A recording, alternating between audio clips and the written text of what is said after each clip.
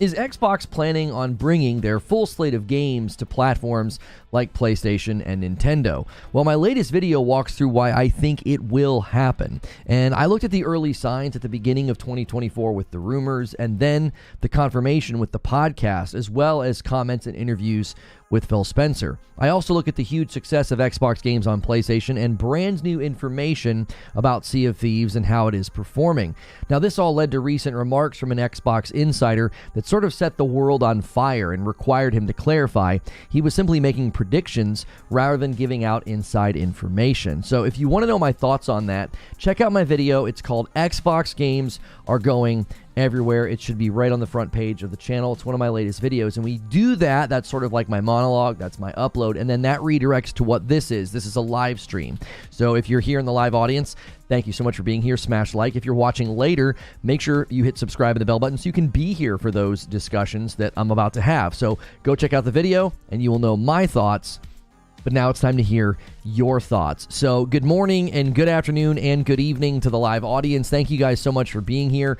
Be sure to smash the like button. And yes, I'm just going to preface the day by saying we will likely be talking periodically this morning about the studio closures that were just announced moments before my video went live, that we recorded and had ready to go for today. And you guys know I don't pivot. It's almost impossible for us to pivot with the way that we do our shows, and now especially with the way that we do the monologue in the form of an upload. So that will likely be something that we have to cover tomorrow, because I want to do research. I want to make sure we get the facts correct about who has been closed and who hasn't. Yeah, I'm seeing studios closed that one is not surprising. One I quite literally and sadly predicted would be getting closed because of Redfall.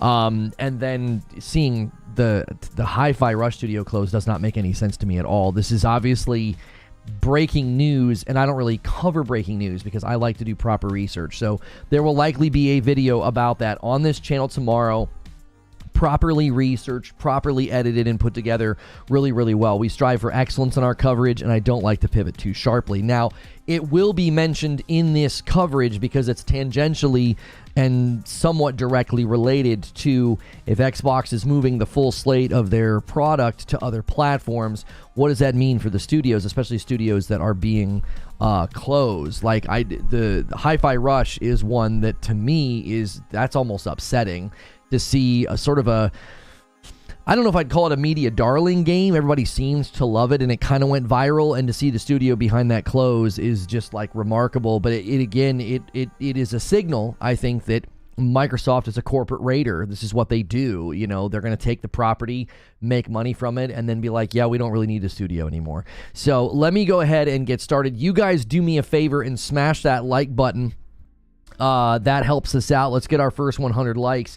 And let me just thank some people who are already starting the gifting. Harbinger, Han shot first, and so did you. Harbinger shot first today, and then Joker Quinn also gifting a member, putting us at 2 members already on the day. And we have a really great goal this week of 300 members, and then I have to do this VR game where it's like a Just Dance game. But there is a stretch goal. If you guys go crazy, because you've already went crazy yesterday, you'll have over 100 members already for the week. If you stretch to 400, I have to fight Moog on Friday night in Elden Ring, which will prepare for that Friday with the VIPs. That's a great reason to be a VIP. So, Eugene says, the whole slate definitely isn't coming. Redfall is done. Yeah, I mean, that one is very interesting because I feel torn. I feel torn because I was like, don't do anything with that game. Just put a fork in it. Like, stop trying to fix it. Stop trying to work on it. Because to me, it just felt like a complete and utter waste of time. I was like, there's no money in it. I didn't understand why they were even doing what they were doing and committing to making it better. I mean, I know Pete Hines said what he said before he left, but I thought, just give people refunds for Bite Back Edition and just stop. Move on to something more worth their efforts and their talent. So, Tango will find a home with Team Blue, my money says. I mean, that would be really nice if that were to happen. They could also, I mean, it depends on what they want to make. Yeah, it depends on what they want to make. What do they do about the Bite Back stuff now? Yeah, I believe they are looking into, there was a tweet about, getting people credit. I don't know what that's going to look like, but I said for a long time they just needed to refund those people and move on. Like, no more production, no more development, no more quality of life patches. Like, what a complete and utter waste of time to do anything else with Redfall. The studio didn't even want to build it, so I don't know why you would mess with it. Like, why would you do anything with it? So I was not advocating for the studio to be closed, though. I was like, their talents are better spent on other projects. So pretty disappointing that everything we said is happening about, you know, when you go through acquisitions like this is what's going to happen. Companies like Microsoft are ruthless, and they are going to gut and immediately try to increase the ROI on the acquisition. And a great way of doing that is to lower your annual costs of operation. And we were given assurances from people who supported this that this sort of thing would not happen. And I think the Team Green is looking pretty foolish for all of the PR and spin and all of the support they gave to this acquisition, and what we're now seeing the results of it are. Because I guess you could hand wave when it happened at ABK, you know, and you could say, well, ABK was going to do layoffs anyway. Yeah, well, I don't think Arcane Austin was going to close down. I don't think Tango was going to close down. So, yeah. When you drop a game like Redfall, it's kind of what should happen. Yeah, but I mean, if we think about the number of games that we have heard, like when PlayStation says they cancel games all the time, that's why they do it, to protect the studios, that's what he literally said in that interview. Do you remember? He said he tries to convince the people that when they cancel a project, he's like, I'm trying to protect you, I'm trying to help you. And I think we're seeing that. Like, you're seeing that in this situation. It's like they weren't protected. The ZeniMax didn't protect them. Xbox didn't protect them. They basically exposed them to ridicule, loss of public confidence. I mean, there's so many things that happen when you ship a game like that. Yeah, Tom Henderson says we still have 12 to 18 more months of this. I don't think Tom Henderson is claiming he has inside information about studio closures. I think he is basically just repeating what some of the analysts have said is going to happen. That's what he has said. We will see the games coming to PlayStation and Nintendo from the recent studios that closed down. Well, I mean, they brought Hi-Fi Rush and closed Tango, so my opinion on that is this. If they feel like the property can make them money, then yes, they will 100% do it. They will. If they feel like, oh, this game can make us some money, we'll bring it over. The thing is they haven't shipped a whole lot from their first-party studios this gen. They really haven't. You know, Forza Horizon and Halo, and then Hi-Fi, Redfall, Starfield, Forza Motorsport. Like, there's not a long list of first-party Xbox titles this gen. There just aren't. So there aren't a whole lot of things you could say. It's like, well, they're going to ship that, and then they're going to, you know, close the studio and you know, use the property for money. I said there's no sequel or successor for Ghostwire Tokyo. Surprise, Hi-Fi Rush 2 won't exist. Tango was their only Japanese studio, and they close it. So insidious to take a team, make them port the game to a platform that it could sell on, and then shutter them. Yeah, I mean, there's so many moving parts to this, you know. Especially when you consider the fact that that was like their shining moment last year. I think that was the bright spot. I mean, you can say it was Starfield. I don't think it was. My opinion as a gamer was that I said Hi-Fi Rush was their best release. It was so well received. It has great reviews on Steam. It's a good game. It's a high quality game, you know. I don't know. We better get Helldivers on Xbox if Xbox games are coming to PlayStation. Well, I think every time I see comments like that, Resident Recon, I think the mistake that you're making is you are misdiagnosing what is going on. Xbox games are coming to PlayStation because Xbox wants money, and it's basically a requirement of an acquisition strategy to do what they're doing. They have taken on the posture of a publisher, okay? So, and Satya Nadella quite literally has referred to them as a publisher to the shareholders, okay? There is no business angle for PlayStation to start putting games on Xbox. Even third-party studios are questioning putting games on Xbox because the hardware numbers are floundering. They're terrible right now. And if the footprint continues to go the way that it is, there's no reason to invest money taking games over there. There just isn't. Xbox themselves doesn't see priority in doing exclusives for Xbox. So that would motivate pretty much everybody to not take games to Xbox. Like, that's the problem. And this is the thing. I said this so many times, and I always got called a hater. I was like, listen, Xbox is setting up a really bad precedent. You're going to drive third-party developers away from your platform.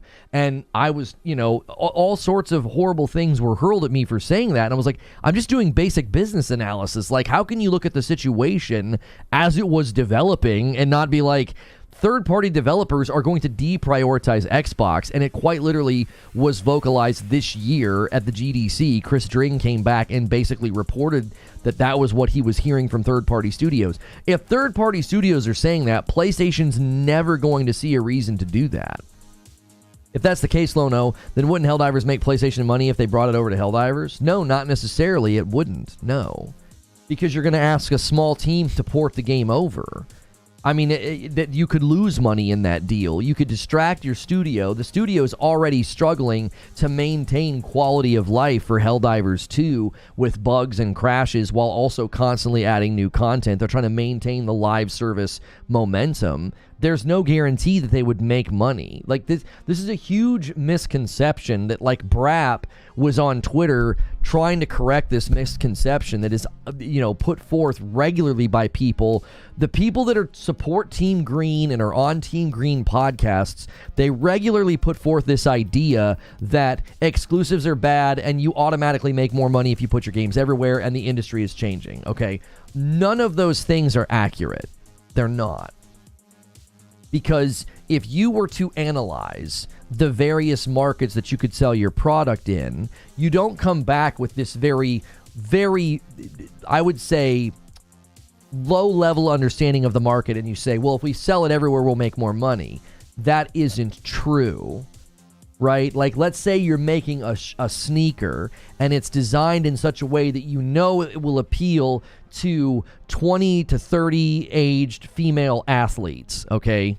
And you know that's how it's going to sell. And so you're targeting markets where it will sell. And somebody says, yeah, but if you tried to sell those sneakers to more people, you'd make more money. That simply isn't true. Because you could spend marketing and promotional and shipping costs to put those shoes in markets and in stores and in areas where 20 to 30 black males shop, and then it wouldn't sell at all. They'd be like, why is this even here? Do you understand? Like, you can't just say if we sell it in more places, we'll make more money, right? Like, you can look at anything, whether it's sneakers or video games, and it's like, we all know that the tennis shoes that would be purchased by 20 to 30 something female athletes don't look like, they don't appeal to, they don't even have the same design or colors or any of those things as, like, if you go into the stores, like when I'm walking through the mall, there are clear differences in the sneaker stores, very clear differences. You can see the people shopping there, you can look at the demographics, and you can say that store appeals to young men. That store appeals to young women, whatever. And so when you know those demographics, that's going to determine where you put your product. And the same rule applies to gaming. If you're trying to take a certain game and sell it on a certain platform or to a certain audience, that may absolutely be a waste of your money. You will lose money in doing that. That's just the way markets behave.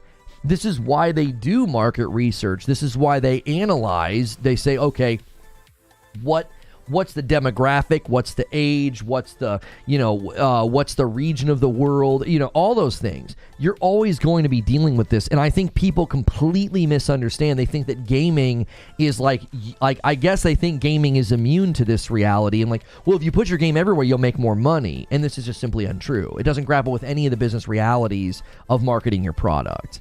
If Walmart thought that they would be who they are today, if Walmart stayed only in Arkansas, that's a false equivalency. You're talking about a convenience store that sells all types of things, putting itself in more places. They also very specifically target areas and cities and towns where the demographic is in the hemisphere of those who want to buy things at Walmart. Do you think they're going to put a Walmart right next to like a really ritzy, very like, those neighborhoods where like every house is a mansion? You think they're putting a Walmart right next to that? No. Because the demographic of the people that shop at Walmart are mid to low income families. That's where they're going to put Walmarts. Like, that's exactly what Walmart has done, is they target the towns and the cities and the geolocations where they know they'll be the most successful. Like, that quite literally proves the point.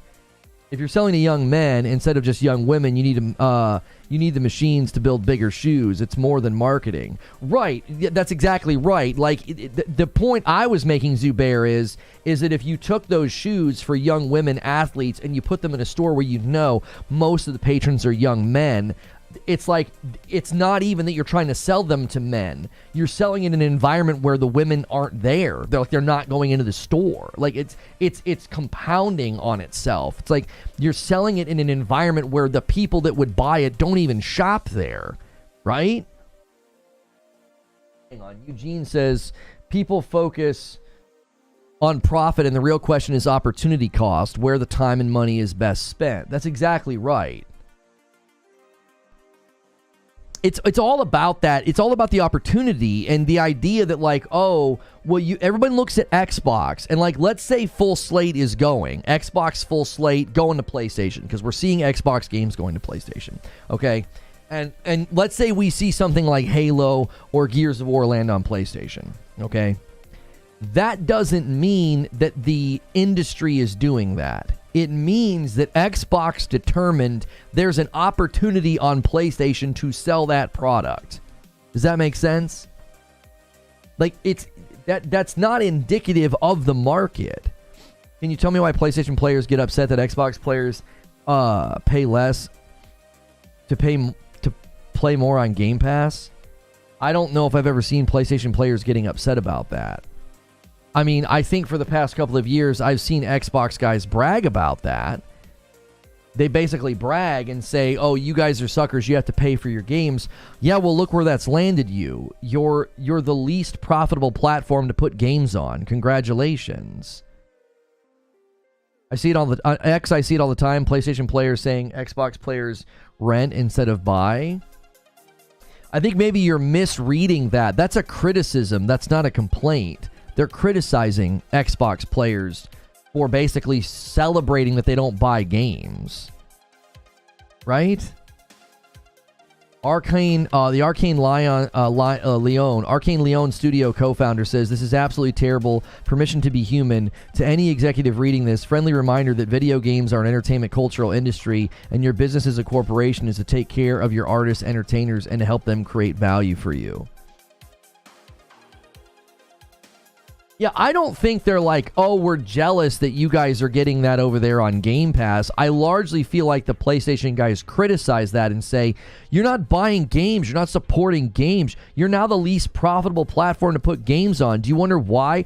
Just this year alone, there's 2 more titles that aren't landing on Xbox day and date because they devoted their resources to PlayStation and PC. Like, do you see what's happened? It's like, I think this is all stemming from the question from Resident Recon of like, well, why wouldn't they put Helldivers on Xbox? And it's like, aren't you seeing what's happening? Aren't you caught up on what has developed? Look at what is happening. Studios are considering skipping Xbox. Studios are voluntarily halting production of the Xbox version of their game. Are you not seeing it? Are you not seeing what's taking place? None of this is hate. This is bad. This isn't good. It's like, oh, wow, an entire platform that's invalidated itself. That's not good for anybody. It's not good for the people who own an Xbox. It's not good for people who own an Xbox Series X like myself. It's not good to see this as being the result of the last 4 years of what I consider to be a failed strategy. A 2-tiered hardware system and an overemphasized focus on the subservice. How did they get this bad for Xbox? They used to be a good ecosystem with fun titles and a cool community. I mean, you could go back and try to find the inception point of when the beginning of their bad ideas started. I think it's twofold, right? They abandoned third-party exclusives as a means of getting people to come to their platform. They had high fail rates during the 360 era with respect to hardware. They completely mismanaged the marketing of the Xbox One era, focused too heavily on non-gaming verticals that had nothing to do with what the gaming audience was interested in. So they essentially lampooned their own attempt at a comeback with the Xbox One. And then during the Xbox One era, they were also doubling down on like not really doing, they sort of walked away and drifted away from doing third-party exclusive deals. So it was a double whammy. It was like they murdered Xbox One marketing, and in the process, PlayStation scooped up Call of Duty. And what you did is at that moment in time, Phil Spencer said it, like they lost that generation. That was the worst generation to lose because that's when everybody was building their digital libraries. So right now you have a monsoon of people that are basically harpoons, not lampooned. What's wrong with saying lampooned? Is that not right? Lampoon, to publicly criticize or ridicule. Oh, you're right. I used the wrong word. Oops. They harpooned. They sabotaged their own marketing with an overemphasis. There was an overemphasis on non-gaming things. So and see, the problem with this is that people will say, but I liked my Xbox and I liked my Xbox games. We're talking business analysis here, and that's what you have to do. You have to set aside your allegiance for a second and your love for Halo or your love for Gears of War, right? Just set that aside. Set your Xbox, allegiance aside, and just consider the business ramifications of what they did. Of what they did after having, a high fail rate during the 360, and their attempt to come back was, and this is the sad irony. I've said this many, many times, and not everybody agrees with me on this, okay? Not everybody agrees on this take. I think Xbox was too early. They were too early. They saw where things were headed, and they tried to sell you a solution that now is found in the smart TV. Seriously, think about it. I want you to consider that. Think about what the smart TV offers you right now. Xbox tried to sell you that in the Xbox One. It was a mistake. It was a giant mistake. The gaming community was like, we don't want that. That's not what we're looking for. It's overpriced, and it always needs to be on the internet. Does anybody care now? Does anybody care now that we're constantly needing to be on the internet? You plug your TV into the internet, all the things that you do with respect to entertainment, essentially you're on the internet all the time. Like, Xbox was too early, and I also think they were misaligned. I don't think the Xbox One era was properly aligned with what the gaming community was looking for, and it hurt them very badly. And I think during that era, there was a shift to PlayStation starting to dominate with less money, which is just incredible. And then when we walk into this generation, like the runway to Xbox Series X in this generation, they had the opportunity to invest in their studios, invest in their property, and they chose a very different pathway. They chose a pathway of acquisition. They split their hardware into two tiers. Right? Yeah, the Kinect was a whole part of it. I mean, I'm being very generic, True SSJ Havoc, when I'm saying the Xbox One focused on non-gaming verticals. They focused on non-gaming things that just had nothing to do with what gamers wanted. The Kinect falls under that umbrella. I'm trying not to get too specific. Train with 38 months into VIP. Glad to be here each morning and working and listening. Keep up the great work. Thanks so much, Train.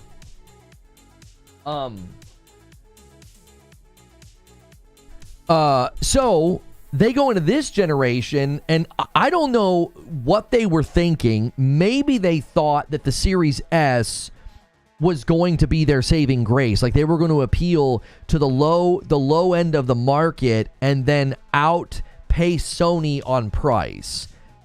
Like, if I come up with the best reasoning I can for the Xbox Series S, they thought we're going to beat them on price. Hey, Lono, got my coffee. I highly recommend the dark roast. Oh, thank you. I didn't drag the coffee into the frame. Guys, if you want to do some things to to support the channel, we've only been live for about 24 minutes. Do me a favor, smash the like button. Let's get 200 likes. That'll be a great milestone this early in the stream. Order some coffee, gift some members, become a member. Don't wait for somebody to gift a member to you. Become a member right now. We need more people to pick up their own memberships. It supports the channel directly. I'm not disrupting the channel and like, hey guys, I got to run ads, or hey, we got to do this sponsored segment. This channel is sponsored by you. We are not a large channel, and I do this full time. This is what I do. It's because of you. You guys essentially sponsor the channel and keep things going. Twitch 13MP with 8 months of membership says Xbox bet that providing the best value in gaming would get them back to being competitive in the market. When they failed, it killed them. Redfall's previous update will be its last as we end all development on the game. The game and its servers will remain online for players to enjoy, and we will provide make good offers to players who purchase the Hero DLC. And Jim D comes in with 12 months, and it's a VIP. Welcome back, Jim D.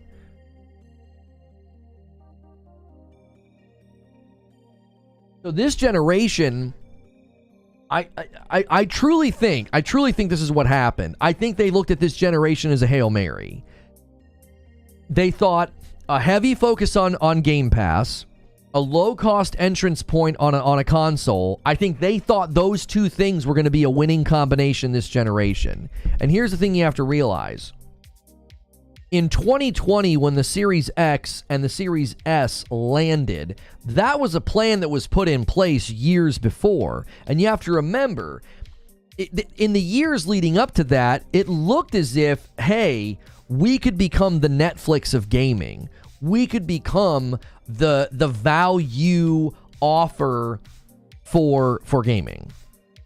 And I think they put that plan in place. I think they genuinely thought, if we have a low entrance cost box and we have Game Pass, we will win some of this fight back. And they didn't. They didn't. Now, truth be told, they may have had a fighting chance if they would have had a stronger opening lineup. If they would have had a stronger opening lineup for the Xbox Series X and S, they might have stood a chance. But their opening lineup and PlayStation's opening lineup was better, but not by much. Everybody's opening lineup was a little shaky, which is, in part due to the sickie and the pandemic, but it was also in part due to the fact that, that's just typically how it goes. You have a lot of development projects that are in process, and so you do a lot of cross-generational games in the beginning because it's like, well, we've been working on this game for 4 or 5 years. Of course we built it for the old gen. What do you want us to do? We haven't had the dev kits that long. So there's always a bit of an overlap in those early years. So the kickoff to the generation wasn't strong for either side. It was certainly stronger for PlayStation, but Xbox did not have a strong lineup. And I think that just set them on a collision course of, we have to change tactics entirely. I really, truly think there was a couple of Hail Marys this gen, and they've all failed. I think Series S was a Hail Mary. I think the emphasis on Game Pass was a Hail Mary. And I think Starfield was a Hail Mary. I think they thought, if we can grab public attention, if we can grab that hemisphere of the market, we stand a chance to fight back. And when it didn't work, I think Microsoft stepped in and said, listen, you will not turn the tide with ABK. ABK, as Phil Spencer said, Activision Blizzard isn't their strategy, it's an accelerant to their strategy. Look at what they have done since they've acquired Activision Blizzard. What's their strategy? Really analyze it. Break it down. Think about it. Phil Spencer says to Kinda Funny, he says, listen, Activision Blizzard is not our strategy. It's an accelerant to our strategy. And as soon as they get their clutches on ABK, Satya Nadella outlines the strategy for you. It's a publishing strategy. It's a publishing strategy. And if you're going to take on the posture of a giant publisher, look at Embracer, look at Tencent. Microsoft is in that hemisphere now. That's what they're going to do. They're going to say, what's making money, what isn't. What's making money, you distribute it. What's not making money, you kill it. That it's going to be ruthless. It's going to be a threshing floor. This won't even be the last time this year, probably, that Microsoft swings the studio closure sickle. Like, it's gonna happen a lot. A 5-spot from Twitch 13 MP says, at this point, Microsoft seems to be making a push for the perceived future of gaming with streaming. I don't know. I mean, I think maybe you mean cloud. I mean, that's so far away, but I do think that's their long goal for sure.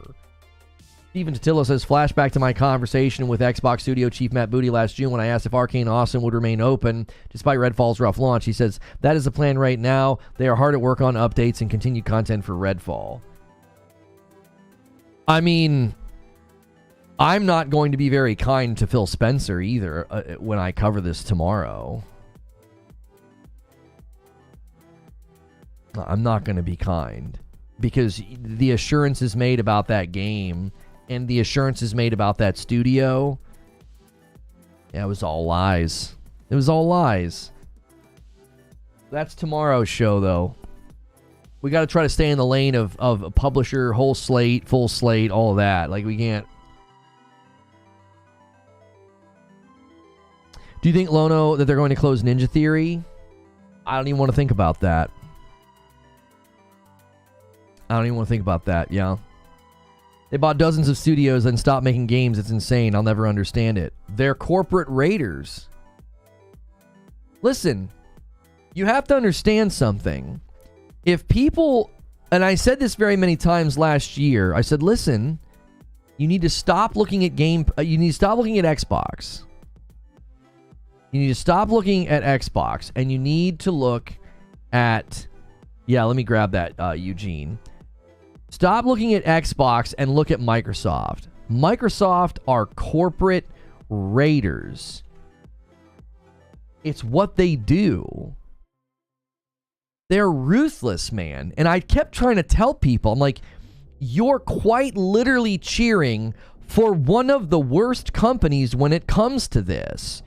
You might as well have been cheering for Amazon to do it. You might as well have been cheering for Google to do this. Like, nobody was looking at the bigger picture. It's like, you're not talking about like a mom and pop gaming shop. You're talking about Microsoft. And the minute they have their clutches on this much property and this many studios, they will completely change strategy and they will gut studios.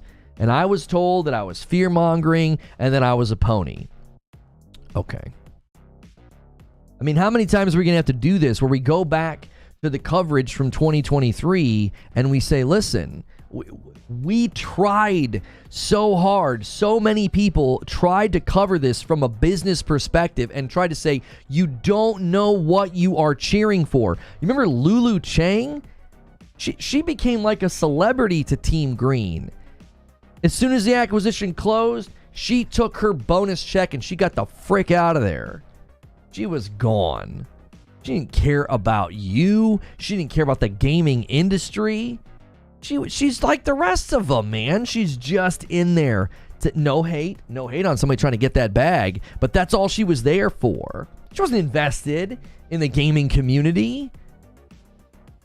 That's what everybody misunderstood, is that you weren't looking at Xbox trying to do the right thing for the gamer. That's why the whole commentary around, like, this is what I find so interesting. Okay.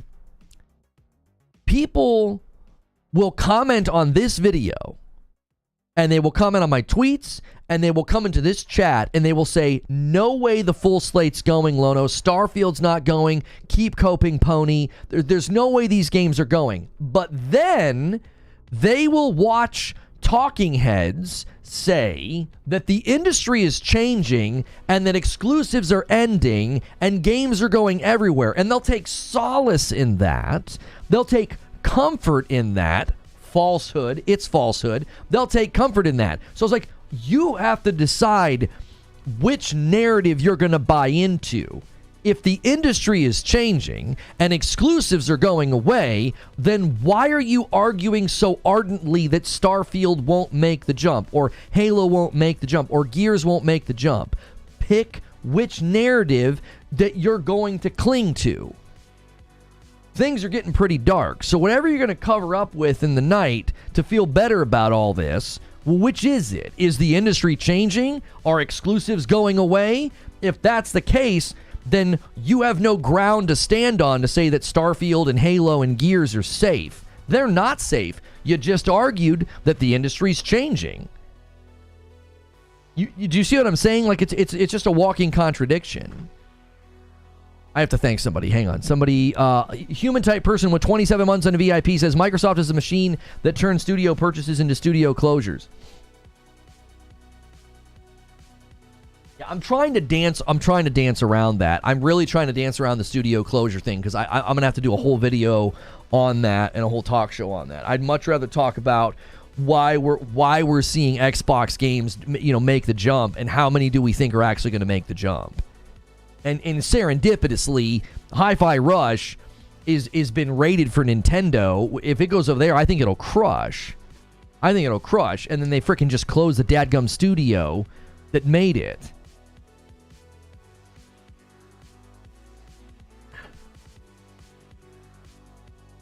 Satya said, exclusives are necessary because our competitors do it. Those might come, but not anytime soon. Bold Alpha Wolf, that's not all Satya said.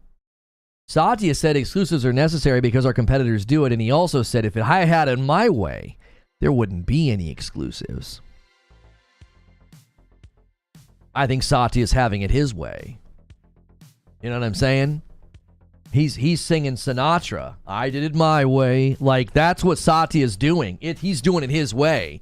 He's like, I am not kidding you. I'm not kidding you. I think Starfield was the last chance to prove if the concept could work. I'm dead serious. It was the last chance to say, listen, we'll shelve all these ports. We won't do it. We got Hi-Fi, we got Sea of Thieves, we got Pentiment, and we got Grounded. We'll shelve it all if Starfield can prove this can work. And it didn't. They had the greatest number of Game Pass subscribers in a single day, and it didn't even make a dent in hardware. Hardware didn't move. It didn't even move. And I think Satya said, push it forward. It's time to throw that playbook in the trash. Phil's on the sidelines. He's holding that playbook. He's like, we're going to run this play one more time, boys. We're going to run this one more time. We're going to see if this works. Big, massively marketed exclusive. One of the biggest games we're going to launch probably in the next 10 years. Well, maybe not with Elder Scrolls. One of the biggest games we're going to launch this generation, likely. And we're going to run this play one more time. And it didn't work. And I think Satya went down on the field and said, throw that playbook in the trash and use my playbook now. I'm the captain. I'm the coach. I'm in charge. We're running it my way. And then the beginning of this year, that's all you've heard from Satya. That's the entire focus. We had more games top selling on PlayStation than, what'd he say? Than any other publisher. He's getting in his way. I don't think so. He knows how detrimental it would be. Detrimental to what? Bold Alpha Wolf, I mean this. How can it get any worse? How? Have you looked at the sales numbers for the hardware? How could it get any worse for Xbox?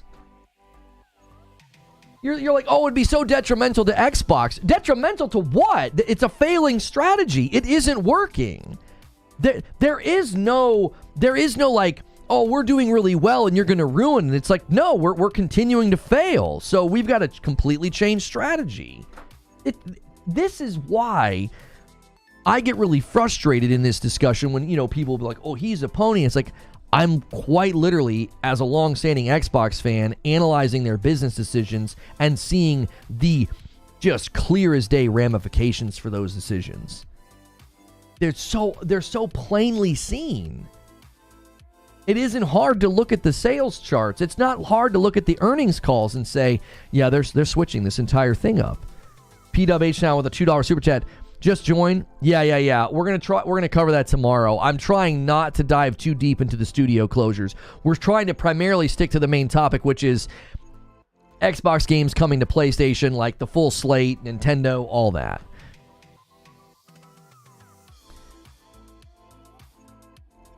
I get the feeling that Microsoft corporate sees the Xbox division as the redheaded stepchild, only a matter of time before it shuttered and consolidated. No, now that I don't agree with, JG from Space. I believe that Microsoft sees Xbox as very valuable. Very valuable. And here's how they're valuable. They have a massive amount of property, and they also have an inroad into a growing industry that they believe, and I believe, will be endemic to the gaming ecosystem in about 10 to 15 years. Companies like this think very long term, okay? Companies like this think very long term. And in 10 to 15 years, I think cloud gaming will be far more endemic to the gaming ecosystem. And I think Microsoft sees Xbox as very valuable in that effort. That's what I believe. And in the publishing route that they're taking is a great way to subsidize and pay for all of that. They want to keep that foothold in gaming because I do truly believe that that's where things are headed. And I think they want to have a strong standing in that market when that starts to happen. Studio closures are proof the games are coming to me. They can't support current operations. They need to find new customers, says Eugene. Yeah, I think there's a connection there, Eugene. The studio closures are 100% like connected to the idea of, you know, that this is going to be a strategy from Microsoft, a strategy shift, because it's like you're saying, they can't support it. There's too much. Did Jez Corden really tweet that? He says, in case you miss it, Xbox is cooked. He says, why trust Microsoft at this point? Did Jez really tweet that? I don't think Team Green's going to take this very well. I don't think so. I really don't. I think Activision Blizzard, they could hand wave. They could say, well, Activision was going to do layoffs anyway. They were under Bobby Kotick. Like, they could hand wave that, okay?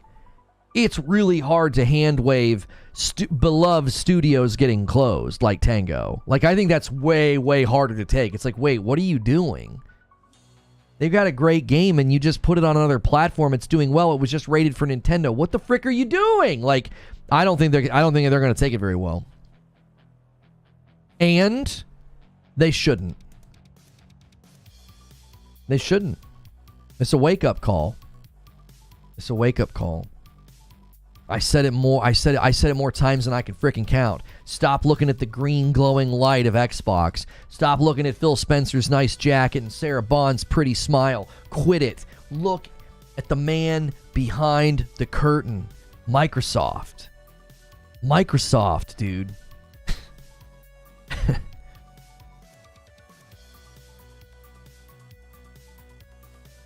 You cannot trust a company like that to care about the studios and to care about the gaming industry. And this is why I look to Nintendo and PlayStation to be like, and Steam as a platform, to say this is our bastion of consumer. This is our bastion of consumer, like, I don't know how I want to phrase it. Almost like an oasis, you know?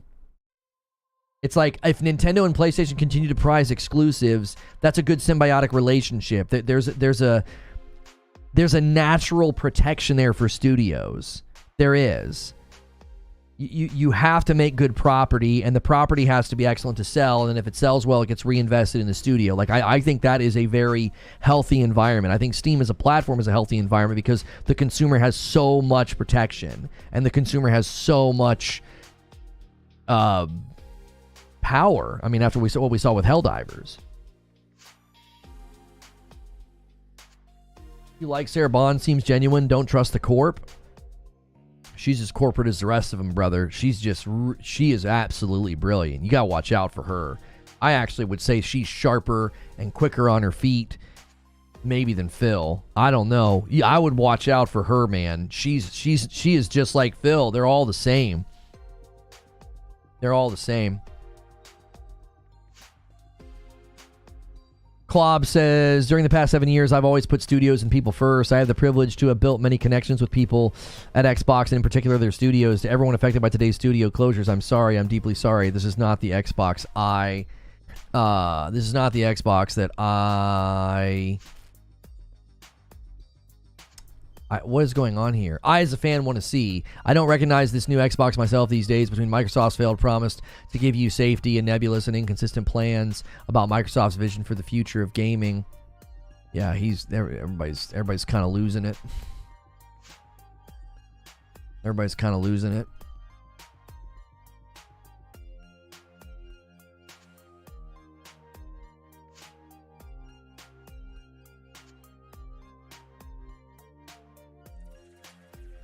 This guy says, King Thrash and Reforge Gaming eating apples today.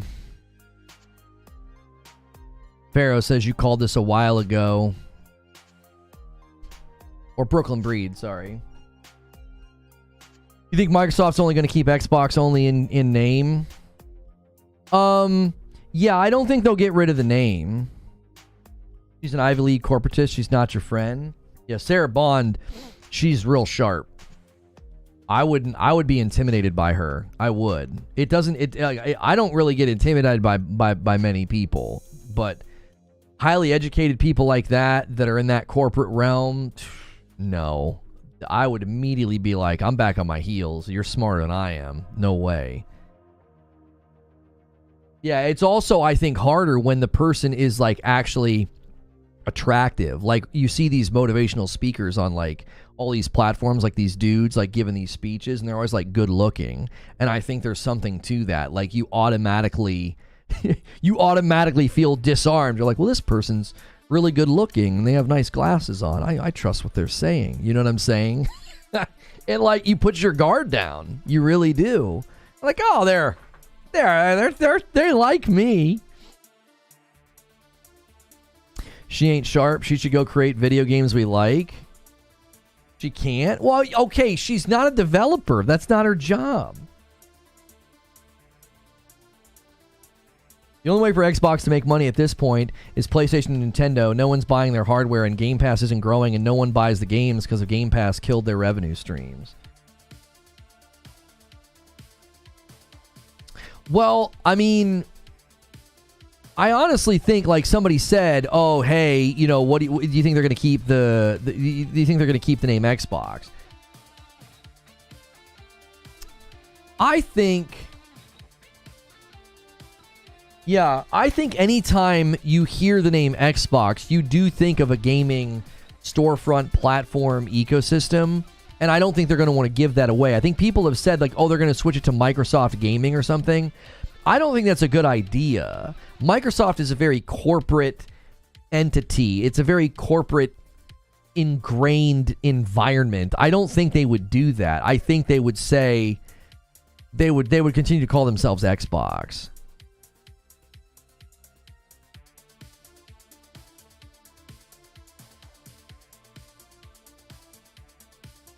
Yeah, thanks for hi-fi now. Please never come back, right?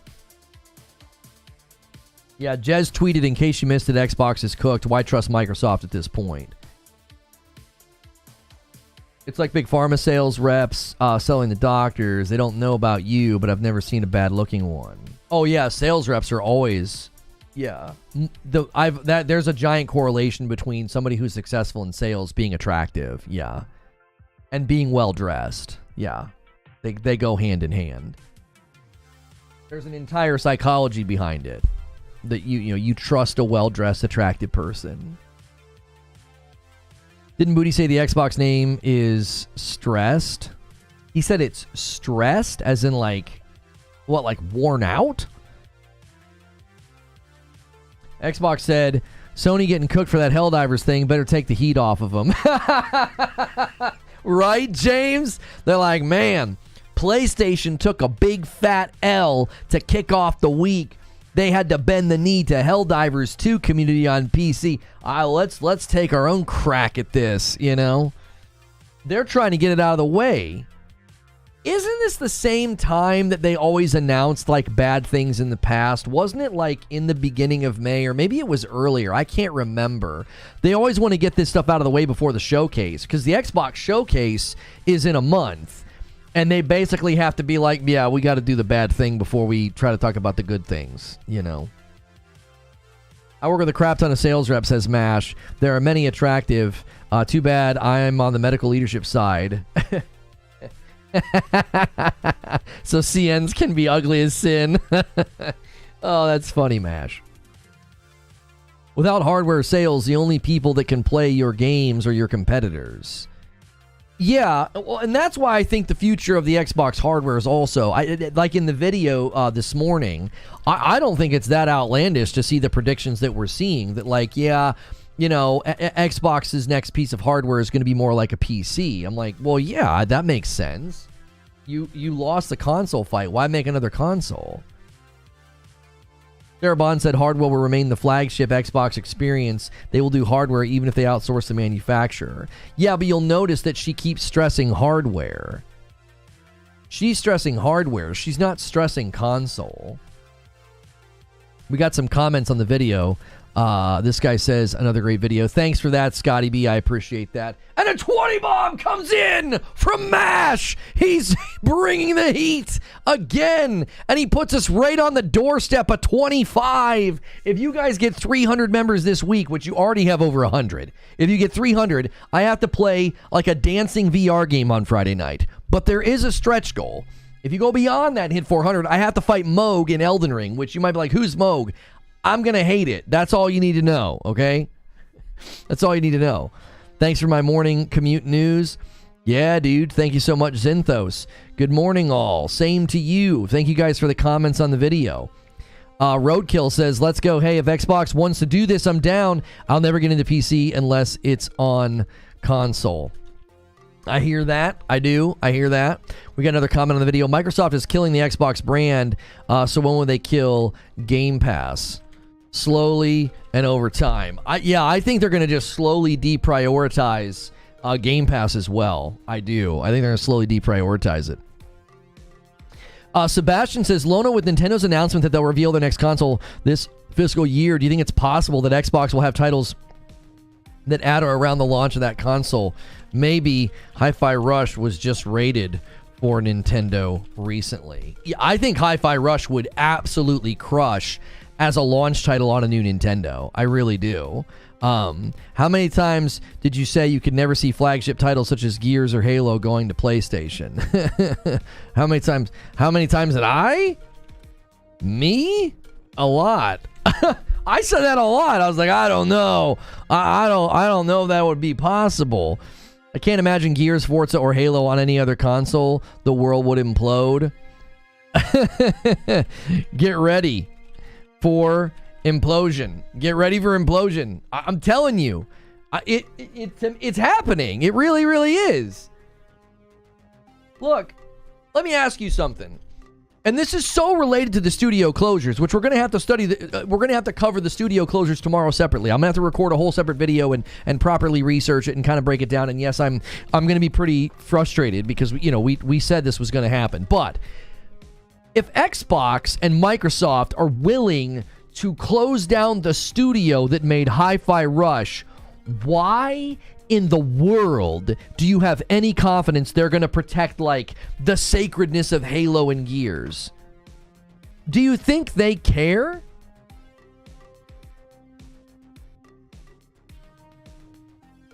No, he said implosion. Like, do you think they care? By the way, if you guys are enjoying the show, we've been live for about an hour. Let's set our sights on over 300 likes, man. There's over 700 people here. Thank you guys so much for being here. Make sure and smash that like button. I tried to draw everybody's attention to this with 343. I'm like, if Xbox is willing to harm Halo to the degree that they did when half of 343 is on a contract and they're walking out the door every 18 months,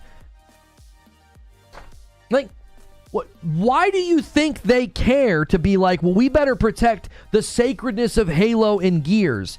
Listen, it's a common saying, nothing is sacred. Nothing. Your heroes are dead. Your idols are destroyed. Your temples have been ransacked. It's over. Nothing is sacred any longer. It's all fair game.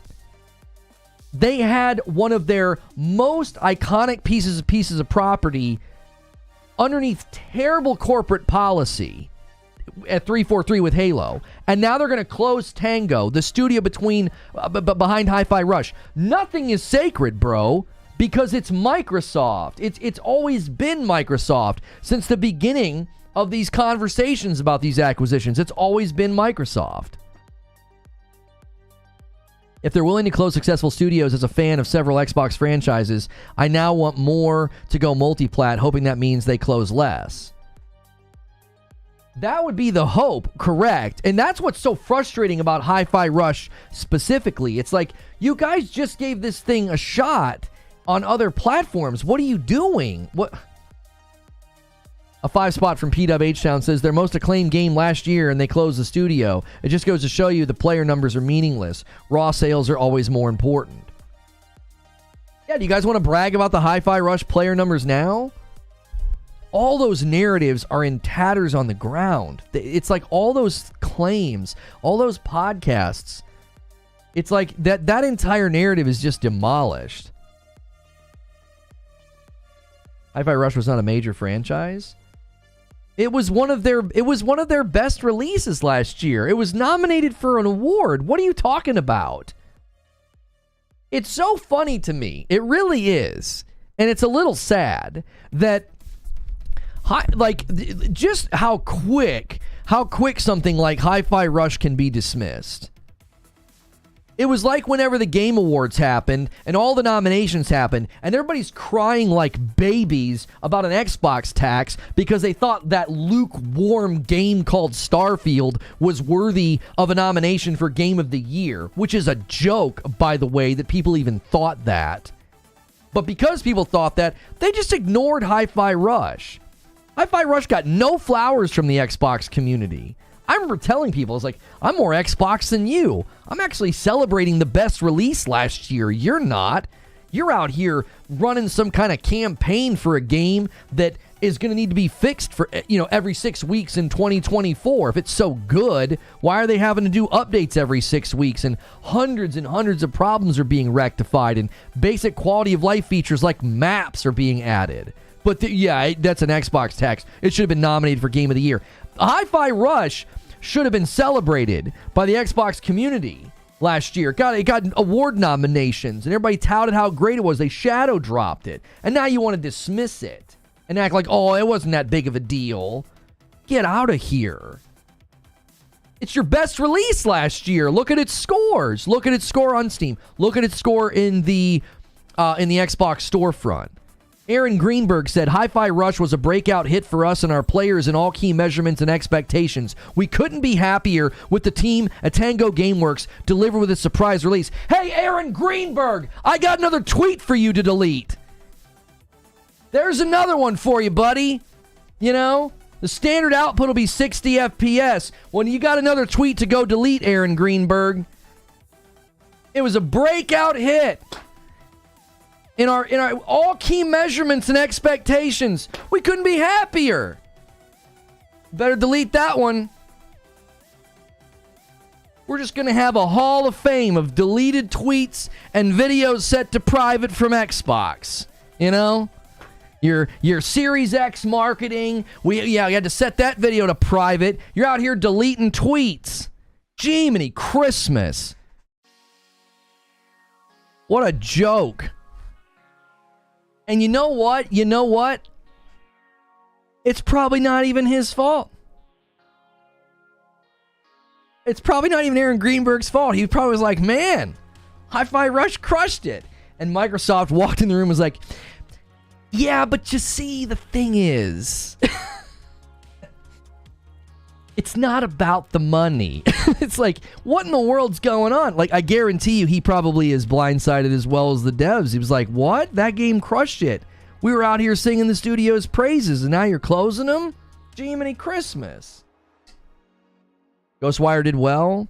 I mean, I don't know. I mean, Ghostwire was a timed exclusive on PlayStation, and then it came to Xbox. I don't know commercially how well it did. I thought it reviewed fairly well. Deathloop got media darling treatment and was nominated for Game of the Year. I think those were different studios, were they not? Were those weren't Tango, were they? Who made I thought those were I thought Deathloop was Arcane. Yeah, Deathloop was Arcane Leon, and then who did Ghostwire? Ghostwire Tokyo was... Oh, no, that was Tango. I'm sorry, yeah. Ghostwire Tokyo was Tango. I don't know about the commercial success of Ghostwire. I don't know. I don't remember looking into it.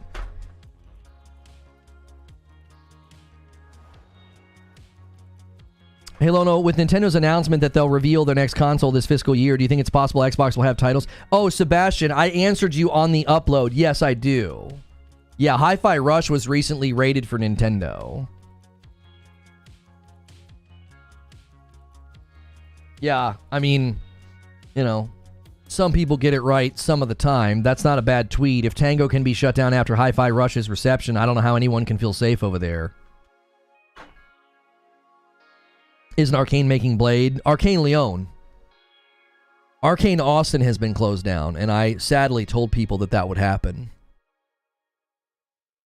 Do you guys remember that? We're going to have to find that clip. We might have to put that clip in my video. We might have to put my clip in that video tomorrow. We're going to have to start doing that. Now that we're actually doing, like, highly edited uploads, like, actually go back and be like...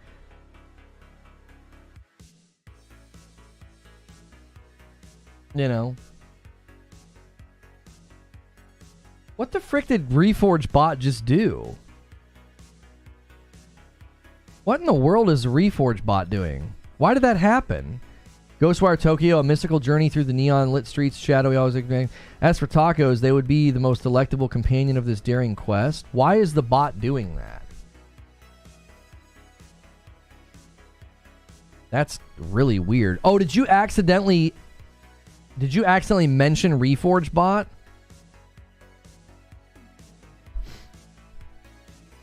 Clip it.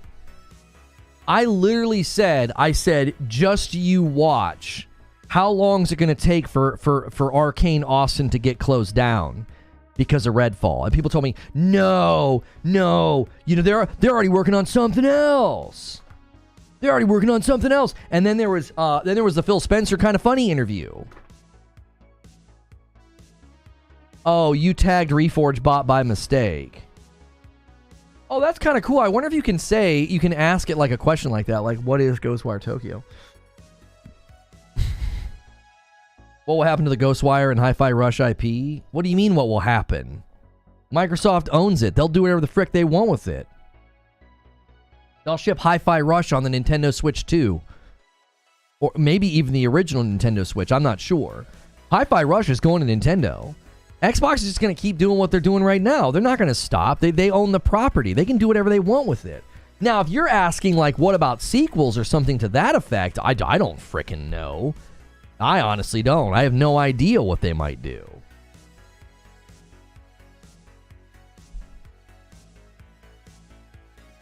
Stellar Blade, a weapon of celestial craftsmanship. A blade as sharp as it...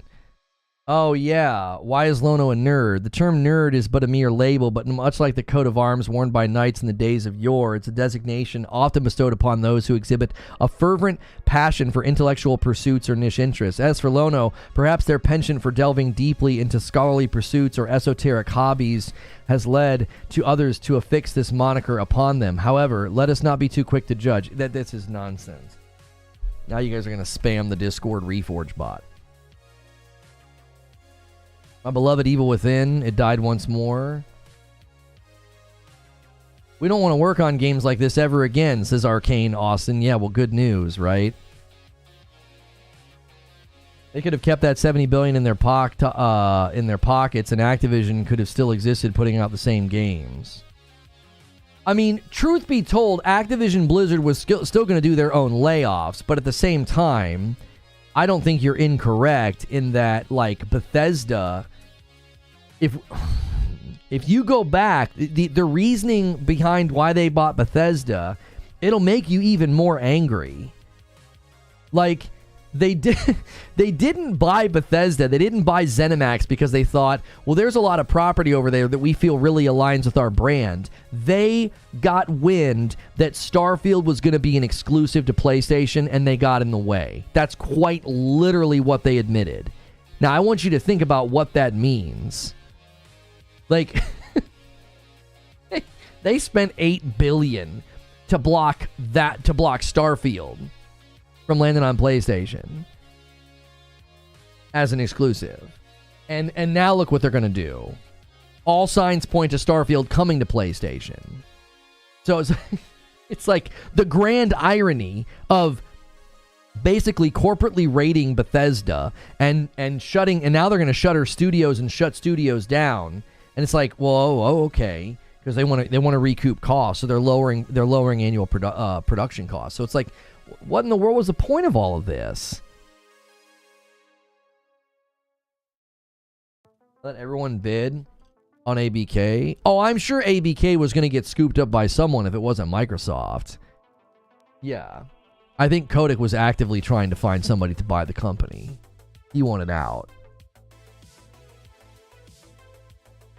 Why did Microsoft have to make it so complicated? Make a console, make great exclusives to sell on it.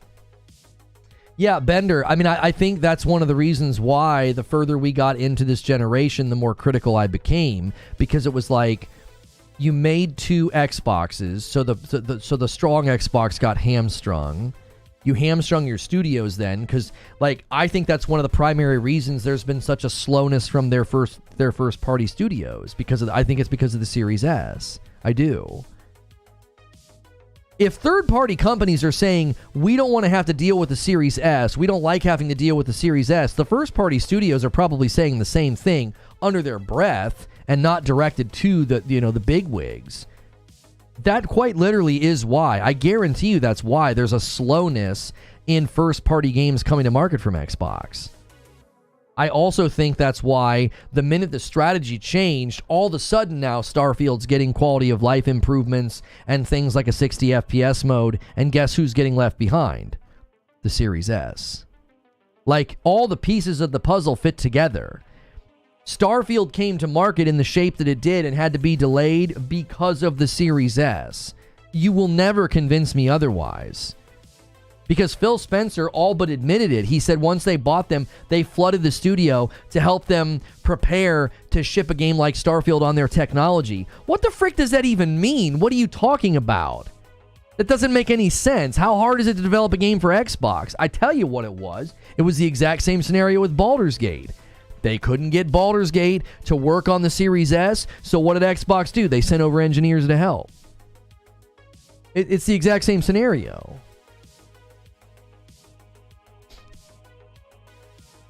Arcane Leon boss Dinga Bakaba has criticized Microsoft execs for today's studio closures. An effing gut stab. It's going to get ugly.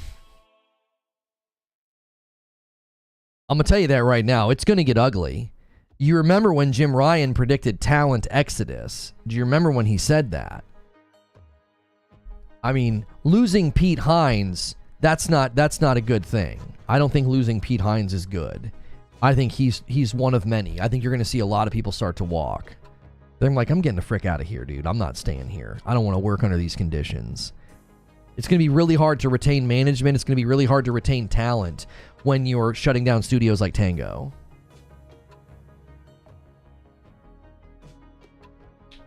The Starfield that was released was not the Starfield that was being made. I agree with that, Milos. No, what's his name? No, what is it?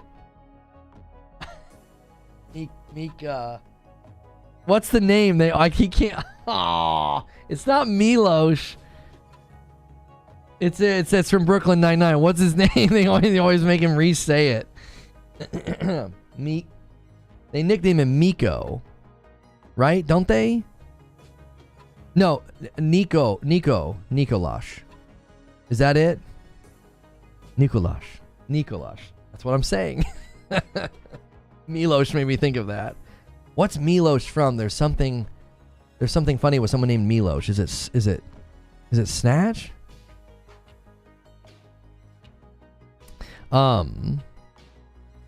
At least the non-compete legislation may offer some small hope for the laid-off devs. Oh, it is Miko. Mikolash. It's not with an N. It is with an M. Right? I can't remember.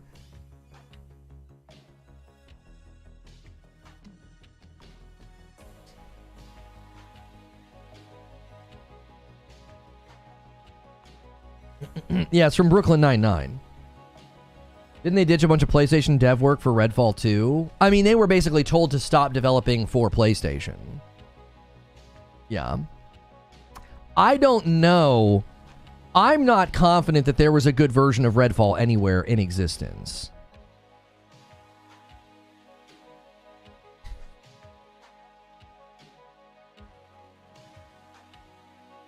Imagine being Ninja Theory today, this guy says. They could drop the best game of the year this month and still close down if someone at Microsoft moves their arbitrary, well, it's not Call of Duty numbers goalpost.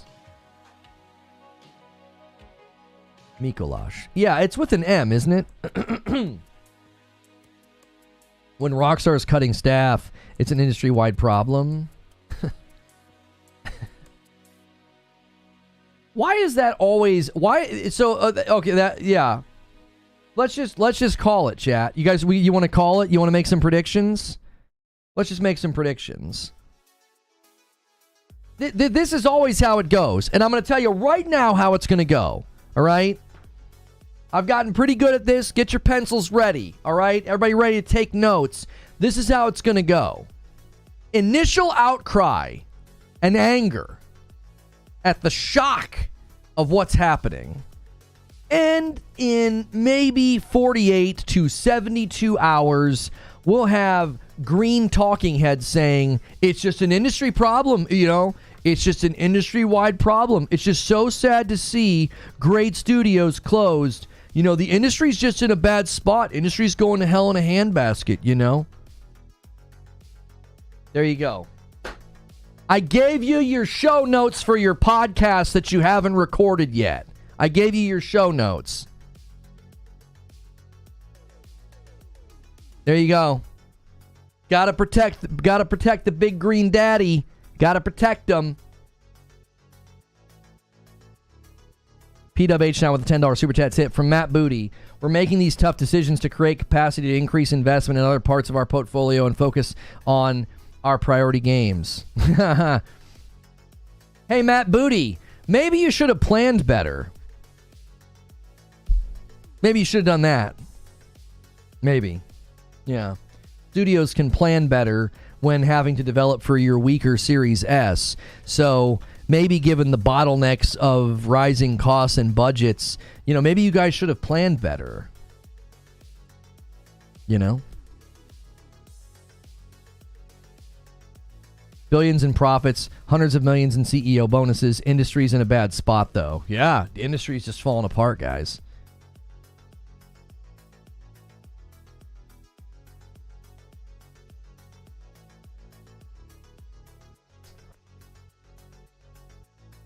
The writing was on the wall when the founder and CEO left. He got the frick out. Hi-Fi and Ghostwire were good.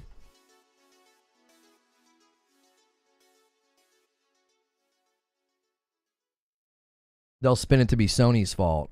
It's Sony's fault. Sony forced their hand into buying up these studios to compete, and it's a natural cost of business. Yeah, there's another great angle that we might hear. Why don't you just call it what it is? Why don't you just call it what it is? Your gaming strategy failed, and Microsoft walked in the room and they employed their strategy, which is corporate rating, which is spend a lot of money and squeeze the life out of whatever you buy. You think we could see Halo Infinite come to PlayStation? I don't think there's any reason to move Halo Infinite. Halo Infinite's dead. These guys that got up my nose and they're like, it's in a better spot and Halo's on a comeback. Oh, be quiet. No, it's not, and you know it's not. They're moving on to the next title. Halo Infinite's dead. It was dead when it came out. You just didn't know it yet. They shipped you a corpse that was just moving enough to be like, this might turn into something. You're down real bad if you think the revisionist history of Halo Infinite's compelling. They're moving on to the next Halo. And yeah, I believe the next Halo is likely to be multiplat. I believe the next Gears is likely to be multiplat. I believe Master Chief Collection could end up getting ported. I believe the Gears Collection could end up getting ported. None of this is surprising. You want to clip me and call me a port beggar, go right ahead. These are easy predictions to make. I don't need them to land on PlayStation. I just think that they will. It just seems obvious at this point. And I'm consistent on this because during the acquisition, there's a clip of me on Twitter saying, you want to know what I would have done? I would have taken that $70 billion and I would have invested in my studios. I would have invested in first-party property. I would have invested into titles like Halo. Why? Because really strong first-party exclusives are not bad. So the fact that I'm now predicting that some of the bigger Xbox titles are going to come to PlayStation, that doesn't make me a hypocrite. It doesn't make me inconsistent. It's quite literally just a prediction about what's coming because Xbox failed. During the entire acquisition process, I continued to say, I was on podcast as a guest saying it. I said it on my channel. I said, I would have much rather they taken this money and invested in their studios. Get 343 off the dumb contract policy and ship better games. Ship better exclusives.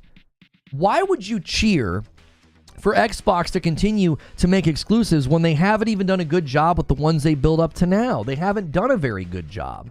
Forza Horizon and Hi-Fi Rush are like their strongest showings. Everything else has abysmal scores with the community and the public.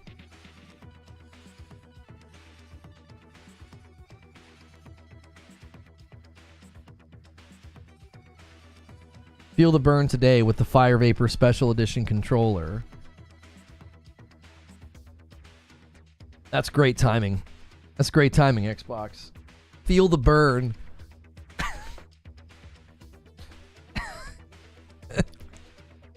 That's remarkable. Hey, could you guys do me a favor? Keep smashing that like button, man. Make sure that it is, yeah, it looks like this Redfall's DLC was being worked on 5 hours ago on Steam. Maybe they are going to push it out somehow. I don't know. Yeah, make sure you guys are smashing that like button. We asked for likes a little bit ago, and I think sometimes the guys that lurk maybe forget to. Sometimes it doesn't save your like, so double check that it is saving your thumbs up. It's saving your like.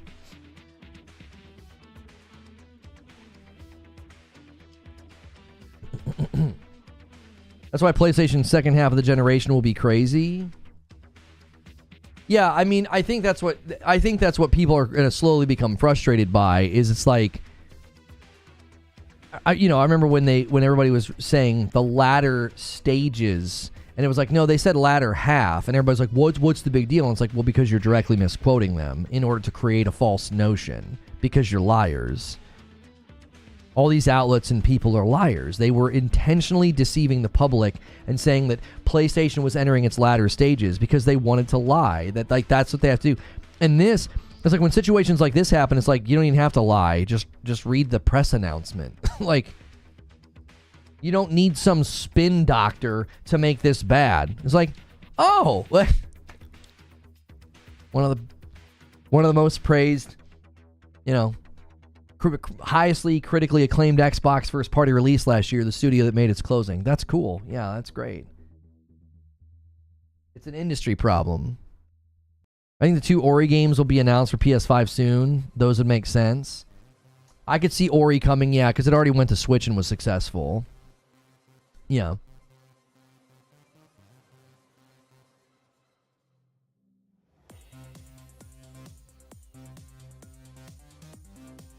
Some guy in marketing is getting a brick through his window tonight. Well, yeah, maybe. People are going to be really angry. Hopefully nobody does anything stupid like that. That's not helpful. Hey, good morning, everyone. I'm able to do a little work and lurk today. First time in months. Feels good to be back, even just for a short while. Yo, what's good? Gritter. Good to see you. Guys, we're really close to 25 members. Every 25, I give 5. And You guys are on pace right now, 122. Yeah, you're about halfway to the weekly goal. The weekly goal is 300. We do have a stretch goal for Elden Ring Moog. I will be out of town next week, okay? We were planning a family trip, and I was like, you need to get everything out of the way if we're going to take a trip. It needs to be done before end of May, because that's when everything's going to heat up. So hopefully nothing major happens next week. I know Ghost of Tsushima is coming to PC, but I believe and hope that that's probably it. I'm hoping it's a slow week. It's 100% an industry problem, but only if you define the industry as Microsoft. Yeah, I saw the new PS5 Pro leaks. I was kind of waiting to see if we could make a show out of that. It didn't seem like a ton of, like, it seemed like good information, but it didn't seem earth-shattering. It was like, oh, okay, you know, just, we've been doing a PS5 Pro show maybe every 2 to 3 weeks just to continue to be like, hey, there's more this, or hey, there's more that. We learned some new things, because obviously I like kind of keeping my toe in the news cycle of things like that, but it has to be pretty good. So Sony showcases next week. No, it's not. No, for I think 3 years now. They've either done it right at the end of May or right at the beginning of June. I think it would be weird to suddenly break precedence from that. I also think it would be weird to do it on a week where they have a game landing on PC. That's just, let that land on PC. You get close to June when Summer Game Fest starts. I think they like to be a part of Summer Game Fest, and so they were considered like the kickoff. They were considered the kickoff. I don't think they're going to do it in the middle of May. No, I don't think they. I think they enjoy working with Keighley. I think they'll be the kickoff again this year, and you know they might do two. They might do a showcase and a state of play, but we'll see. 2 years they did it on like the very end of May, and then 1 year they did it on like the very first day in June. So the pattern should hold. That's right around when everybody starts heating up. Middle of May is kind of like, at least to me, it feels like no man's land.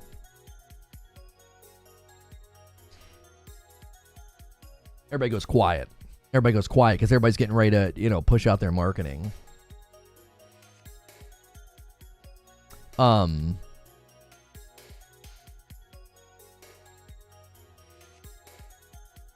Sony Showcase will be on September. They have nothing to show. Yeah, they have nothing to show. Mm-hmm. That's another great talking point. They have nothing. They have nothing to show. They've launched 4 exclusives, so I think they've had a better year already. Xbox should have a good year too, but it's been awfully quiet on the green front. And I don't know if you're going to get everything they promise you this year. Oh yeah, because DJ Academy said, yeah, that's like a troll account on Instagram.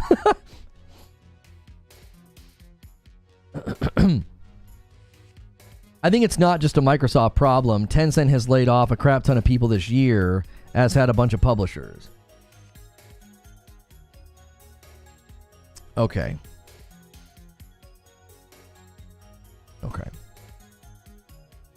Tencent has laid off a crap ton of people this year, as had a bunch of publishers. Okay. I guess my question would be, how many times have they done it? Because Microsoft's going for the hat trick, and we're not even out of the front half of the frickin' year yet. We haven't even made it to the summer, and they're going for the hat trick, brother. There's their second wave just this year. Oh, lest we forget, they did some last year. So they've kind of already done the hat trick.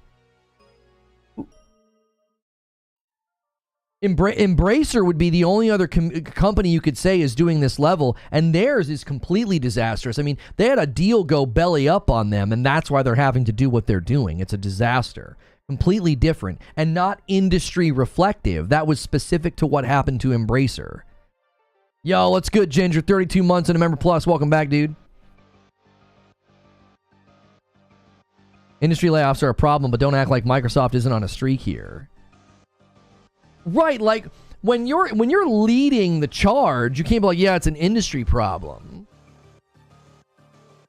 This is the purge we said was coming. That's what I'm saying. Like, I don't accept that at all. I'm kind of glad we're having a preamble. We're having a preamble to tomorrow, because I can take all these things that people say and be like, yeah, no, that's not even remotely a proper response. I agree with that, but I don't think it's a good idea to diminish all the layoffs that have happened recently. I'm not trying to diminish them, but I think it's actually worse to try to invoke them. I think it's more insulting to invoke the layoffs that have happened up to now as if that's what's happening with this situation. It's not the same, right? The level of workforce reduction that some of these studios and companies have done doesn't even come close to what Microsoft is doing. Invoking those layoffs as a form of like, well, let's muddy the waters here and act like, well, the whole industry's doing this. I actually think that's worse, like invoking them. I'm not diminishing them. I'm saying they don't have anything to do with the conversation right now. This is a direct result of large-scale acquisitions from a company known to do this sort of thing. Like, it's not relatable. I believe it's a false equivalency. I believe it's like smoke and mirrors. It's like, this isn't at all comparable. You should not be invoking like the other layoffs that have happened. They're not even in the same hemisphere. Belts are tightening and companies have shaved down, small percentages of their workforce. That's not what Microsoft is doing.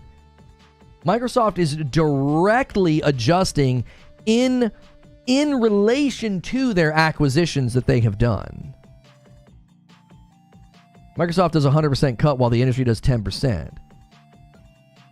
The other problem, Lone Wolf, is you're like, well, lots of people have been laid off. These aren't layoffs. These are studio closures. They're studio closures. It's not like we had to let go 10% of our studio to stay afloat and to keep going. It's like you can limit spending, you can have the CEOs take pay cuts, you can lay people off, or you can close the studio. Like, each response goes up in severity. This is the most severe response. This is the strongest thing you can do. You're like, yeah, just close the dadgum studio. You think that the sickie excuse is valid? What do you mean? For what? I mean, I think that's valid if a company overhired in 2020 and 2021 and now they're readjusting. I'm like, okay, that makes perfectly good sense. The tech sector mushroomed during 2020 and 2021, and now they're going to use this year to readjust. And the financial analysis that I read said things will stabilize and hiring will be slower in 2025, but it'll be more healthy. I never said it was on the same level. Right, but my problem is, and I'm pushing back, Lone Wolf, is because you can't just invoke the other layoffs. That's what it sounds like you're doing. You said, I think it's not just a Microsoft problem. Tencent has laid off a crap ton of people this year, as had a bunch of publishers. So right there, that's false equivalency. We're not talking about layoffs. We're talking about studio closures. You said Take-Two just laid off 5% of their workforce. Like, nobody's diminishing those layoffs. I'm saying they don't even get on the table for comparison's sake. This is a different situation entirely. PlayStation did away with their whole VR department. That's false. Like, if you're going to do the whataboutisms, at least don't lie. It's more respectable when you actually just say something that's true. I don't have any tolerance for just like brazen dishonesty. PlayStation closed their whole VR department. Not even true. These closures aren't exclusive to Xbox. Yeah. I don't have any respect for that position. I don't. I think it's pitiful. I think it's pitiful to look at a company, buy a bunch of studios, and close down studios that had successful games and be like, I mean, everybody's doing it. No, they're not. It's not whataboutism, it's context. No, it's not. First and foremost, it's dishonest. So retract the lie. Retract the lie. Or you're a liar. So you can retract the lie and no longer be a liar, or you can let the lie stand and I'll just call you a liar from here on out, because that's what you'll be. You have the opportunity to say, I spoke falsely. Okay, I'll at least respect that. I don't respect you right now because you lied. Correct what you said, or you're just lying in my chat. They didn't close their entire VR.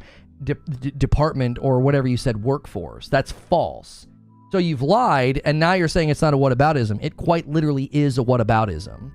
You're doing I'm going to pivot to another accusation to make it seem like this accusation's not as bad. That's quite literally what whataboutism is. You're invoking another accusation. Let's pull some Sony VR dev quotes. The VR department is in San Mateo, and it is still there. It has not closed down. So, like I said, you lied. If you have to lie to prove your point, then you don't get any respect. So, it's not just a whataboutism, it's a lie. So, you can retract, or, I mean, I guess we can just let it stand and be like, yeah, I mean, I don't take what Bold Alpha Wolf says seriously, because he just lies to prove his point. I don't have respect for dishonesty. It doesn't get any quarter here. Successful and profitable are two very different things. All these backers didn't get back what they projected. Boom, no funding. I hate this. Again, pull the quotes. There's no reason to pull quotes. The VR department's still there. You're a liar. Tango closure doesn't make sense with Spencer's strategy towards Japan. Is Phil still the captain of the ship? No. He's not been. Not for a while. Lone Wolf says, I don't disagree that it's bad. I don't disagree it's a direct result of the acquisitions. I was just bringing up something that I thought was relevant, but I guess that wasn't the case. Lone Wolf, you know I love you, but I'm going to tell you right now, it's not relevant. They're completely different things. If you look at the overhiring in 2020 and 2021, and you see studios having to reduce their workforces, like even indie studios are having to let go, like what the one studio let go of like 25 people. And they're like, we have to do this or we're going to have to close down. Okay. That is a market reverberation. What Microsoft is doing is not that. And equating the two, I don't think is helpful. I do not think they're helpful. That was my issue. It's not relevant. Microsoft did massive acquisition spending. All of us warned that if they do this, I said one of the first things they're going to do is they're going to close studios.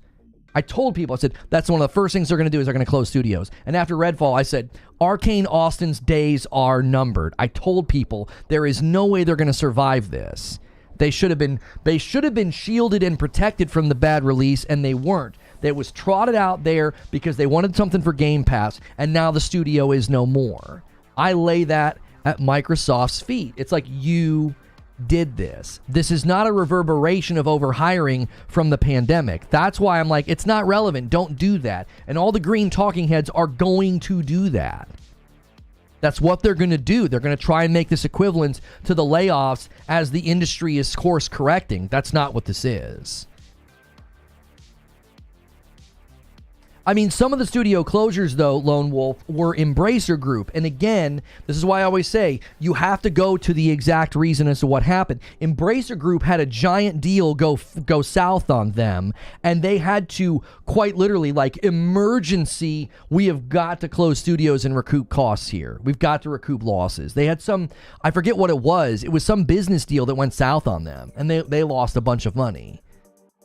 So again, that's not comparable. That's a completely different scenario. That's not indicative of the industry. That's indicative of Embracer Group's financial woes. They made a mistake, or the deal was bad, or I don't know what. But that was a direct response to their own big deal going south on them.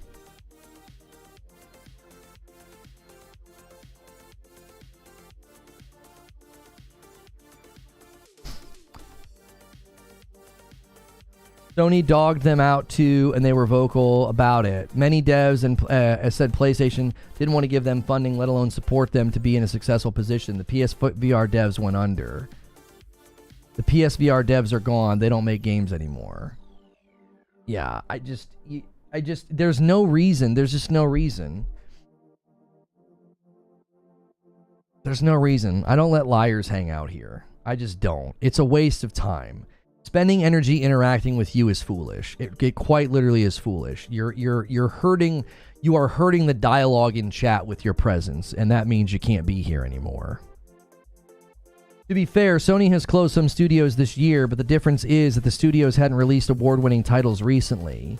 Fun games in their own rights, but not Hi-Fi Rush level.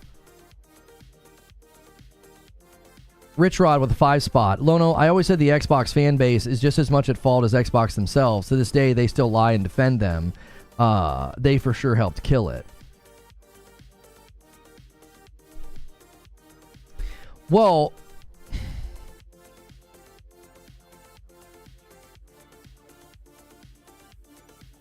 yeah, I mean, I never like blaming the customer.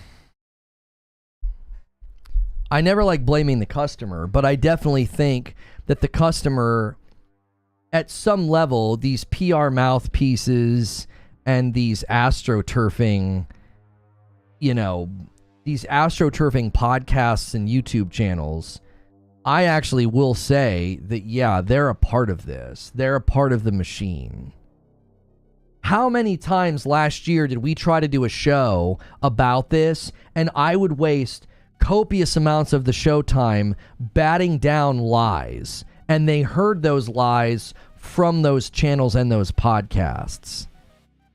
There was absolutely a misinformation astroturfing war last year. And now it's becoming very clear that all of those people didn't know what they were talking about. They lied to their audiences. They lied to the public. They misled you. It's Redfall all over again.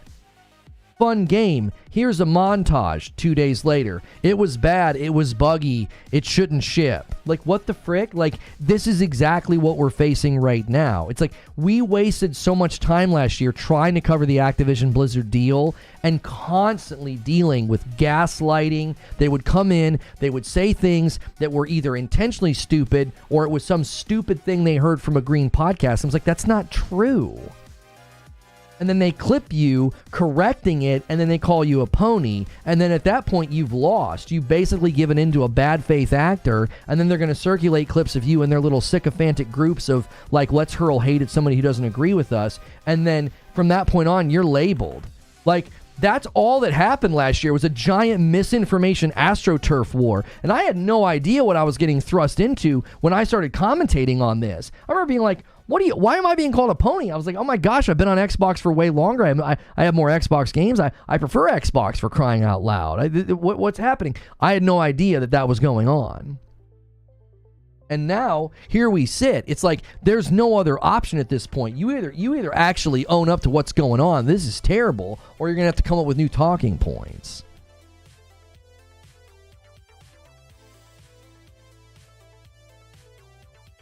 Didn't Phil say he wanted to expand the Japanese market? Then they shut down their Japanese studio. He also said on the Kind of Funny interview, I'm going to need to go to it. I'm going to need to go to that interview, and I'm going to need to see what he said, because he said they had his full confidence and that he literally said, I know the next game they make is going to be great. Like, he had nothing but positive things to say about them.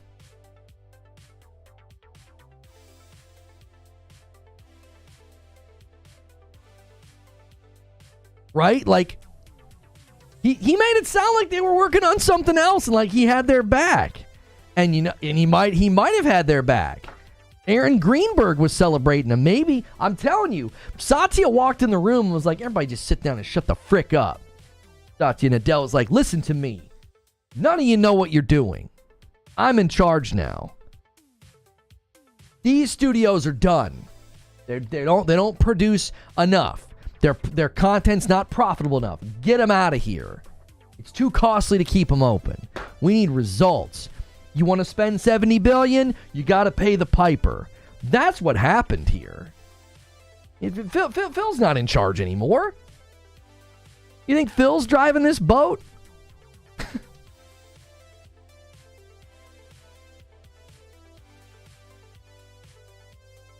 He's not driving the boat, dude. It wouldn't surprise me at all if when Phil did that interview, he thought, we'll turn this around. I know Arcane's got good skills. They've got good abilities. You know, we'll shake this off. And then Satya is like, no, you're not going to shake this off. You're going to shake the devs off. Let them go. Shut them down. They're not worth keeping open. I believe the rumor was Tango was making a JRPG game. Yeah, they had something else in the pipeline.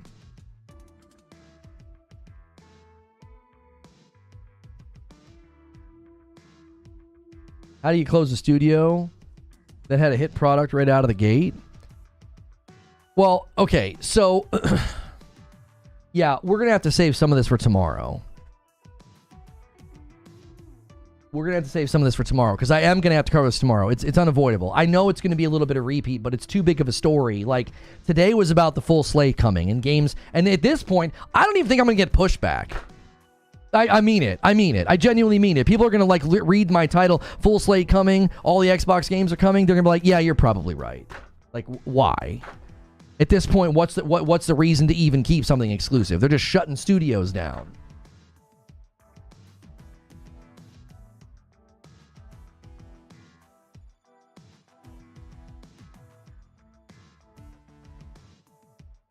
Phil's a lame duck. He hasn't commented on anything in 2 months. He's probably coasting to retirement. I'll be honest with you. I think he's out. He's done. Sarah Bond's the face. She's the face. Like, it wouldn't surprise me at all if this time next year Phil's done. He's like, I'm out of here. He'll do one more round of you know, Summer Game Fest and interviews and Gamescom, and then I feel like he's gonna get the frick out. That's what I don't think he's gonna stick around much longer. I don't see why he would.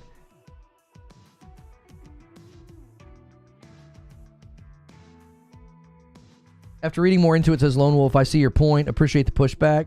Yeah, you're good, Lone Wolf. I think, and that, see, this is what frustrates me about it, Lone Wolf. This is what frustrates me about it is there are tons of people like you that have good intentions. You're not a bad actor. You're not a bad person. You're not dishonest. And yet, it's very easy to read a couple of headlines or watch a video and to be like, yeah, I mean, this is an industry problem. Like, it's so easy. Like, so many people especially on that side, it's so easy to propagandize them, to make them think that, like, this is normal. This is where the industry's going. Exclusives are going away. And yeah, this is just a cost of business. And you know, we all knew this was going to happen. And like, everybody's laying people off. And it's like, that's not what's happening here at all. This is everything we were fearful about with acquisitions of this size. We were all fearful that this was going to be the result, that you would quite literally lose studios. Like, oh my gosh, what did I say so many times last year? I was like, my greatest fear is that you lose studios and you lose like projects and IP that are in process right now. You're going to lose those things. Devs have to explain release dates and microtransactions when it's the publishers that do it. Xbox heads talk about the public strategy when it's Microsoft in charge. Lots of comms from people not in charge. It just says it takes so much more time to filter out false information. I just mentally grouped those things together, so it was hard to distinguish them. And I'm telling you, Lone Wolf, it's extremely easy to do that. It really is, because you don't have a vested interest in deep diving into the financials of this stuff. Like, why would you, right? Like, it's boring to a certain extent. It's not interesting. But if you actually analyze what's been happening, they're all very different.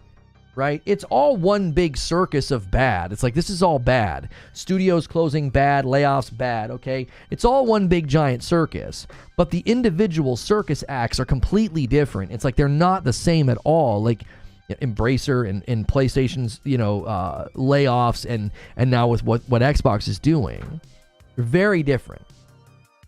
And Xbox, I'm telling you, man, they're going for the frickin' hat trick this year. There's more. I guarantee you there's another wave coming. They'll probably wait until after the summer. I'm not saying you can't find it interesting. I'm just saying, a la Park, like, it makes sense for me as to why gamers would be so easily tricked by some of this, because it's just like, this is your hobby, And so to you, it's like, I'm just going to watch videos and play video games, right? You're not going to go read PDFs and analyze like financial reports. You're just sort of like surface level enjoying this as a hobby. And I think when that's your engagement level, I think you're more malleable. I think it's easier to sway what you think on a given subject because you're more in this sort of like, you're not an expert or well-versed in all the individual things going on. I'm not claiming that I am either. I think I sit in a very privileged position to where I have a constant stream of articles and tweets and things getting thrown into my Discord. And so I can put it all in my head and like categorize it and collate it and be like, and then that's why I'm quickly telling people like false equivalency, that's fallacy, this and that and the third, because it's like I'm in a unique position of like constantly having the information flooding in. And so I'm zoomed out. I'm like way over here. And I think it's harder when you're just like listening to the podcasts or looking at Twitter. It's hard to keep it all straight because you literally read headlines and articles from people that you should be able to trust who will quite literally paint a false picture. Lono, you pony. We have Call of Duty coming to Game Pass. Who cares? Booty getting the names of the studios he just closed wrong in his email. Is Jim Ryan PlayStation London studio levels bad? Wait, he got the... He named...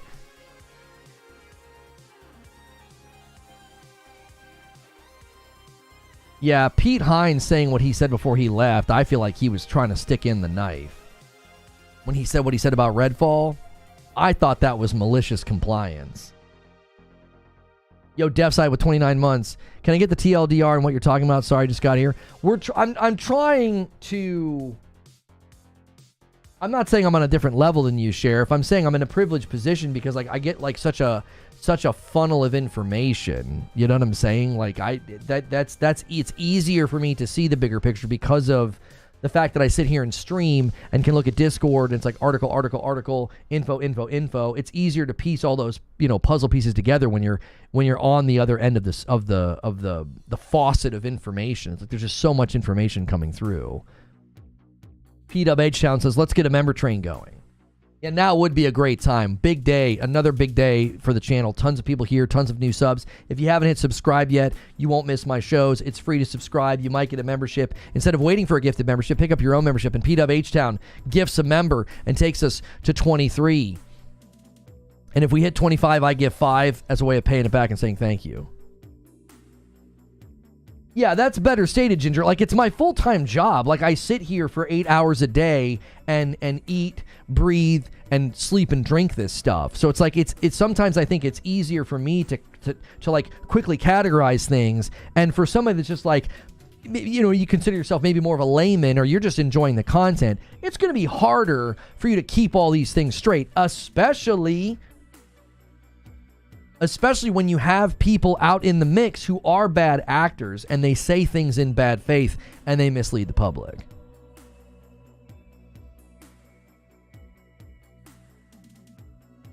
Grub tweets, these changes are grounded in prioritizing high-impact titles and further investing in Bethesda portfolio of blockbuster games. And Jeff Grubb says, Game Pass as a platform for a variety of smaller different titles is dead. I said that. Oh my gosh, Another gifted from Patrick. I said that last year.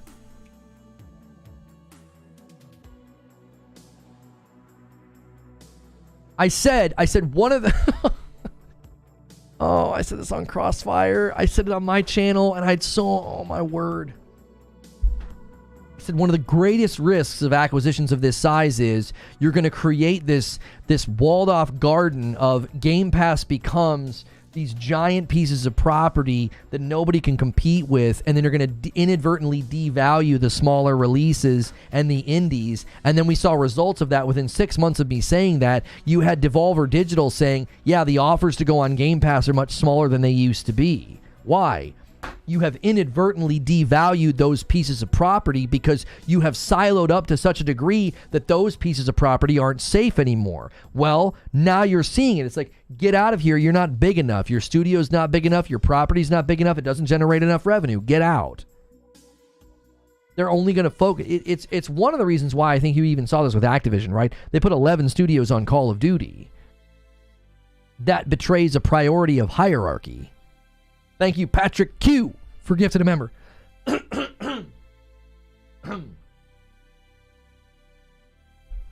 Lono the creature, bring me my receipts. Yeah, bring me Thanos.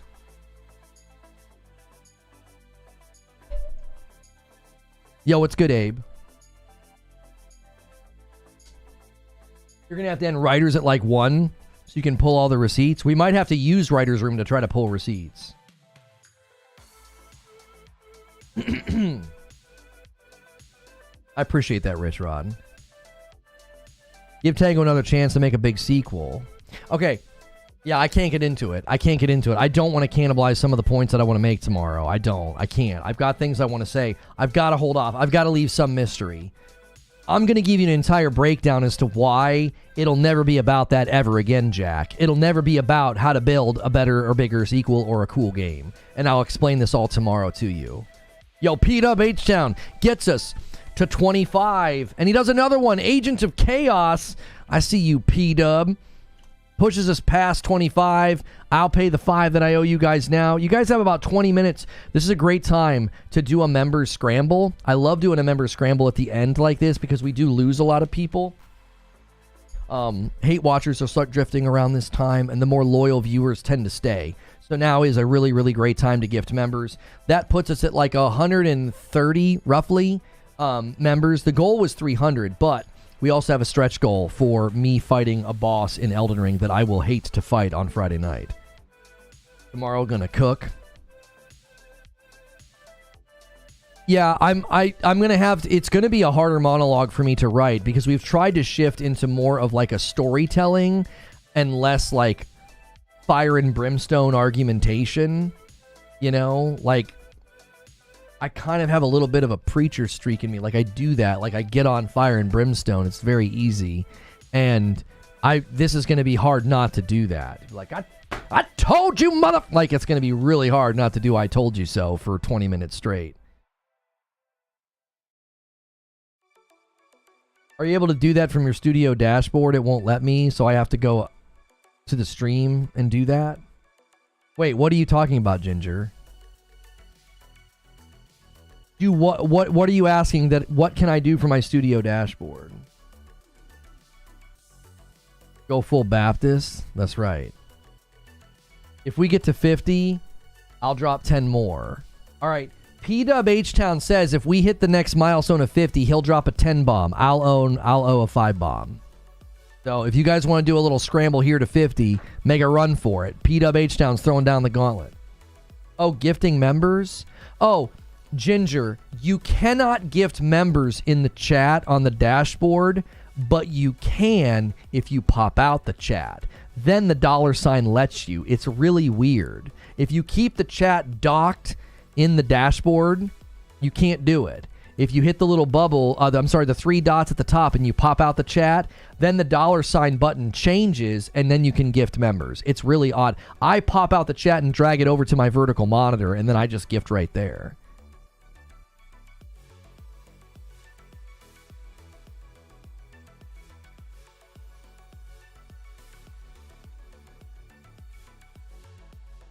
The guy from Larian says, it's probably not a good thing that so much of the industry is actually defined by the palatability of a profit and loss, where nobody is interested in potential and everybody is interested in risk aversion. Oh, wait.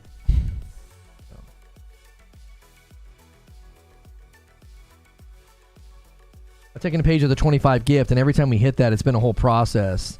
This is excellent to know. Yeah, I used to have to do that as well, Ginger. I'd have to like go out on the main channel and click on my stream and do it. Yeah, I used to have to do that. It was a pain in the rear. If you guys can't do a membership, at least hit subscribe. That's free. Subscribing doesn't cost anything. And smash that like button. Let's get 40 more likes. Let's hit 400 likes on the video. Thank you guys so much for being here today. Hopefully you got a gifted member from me. And P-Dub H-Town's throwing down the gauntlet. He's asking for 24 more members. He's saying if we hit 50 members, he'll gift 10 more. And then I'll gift 5. That'll be a nice big bump. Kami from Tango was responsible for creating Resident Evil, biggest horror franchise in gaming, 150 million sales. Give him money to make a banger or close the studio. Tough choice. Wonder how much of his old team Mikami will scoop up and rebuild Tango. The Arcane Leon director went off. Don't throw us into gold fever gambits. Don't use us as straw man of miscalculations and blind spots. Don't make our work environments Darwinist jungles. You say we make you proud when we make a good game. Make us proud when times are tough. We know you can. We've seen it before. For now, great teams are sunsetting before our eyes again, and it's an effing gut stab. Leon is safe, but please be tactful and discerning about all of this and respect affected folks' voice and leave it room to be heard. It's their story to tell, their feelings to express. Inside baseball, but if I read immersive sim curse from the community, especially from a fellow dev, I swear to God, please let's talk about the real challenges instead of rehashing irrational anxieties of the past. Even more inside baseball, but with a very, very wide range, as a wide and sorely missed man said, please stop. He's going in.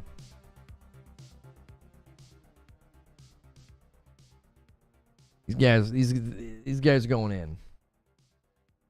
They're not happy. It's gonna be really interesting too, like how that's viewed.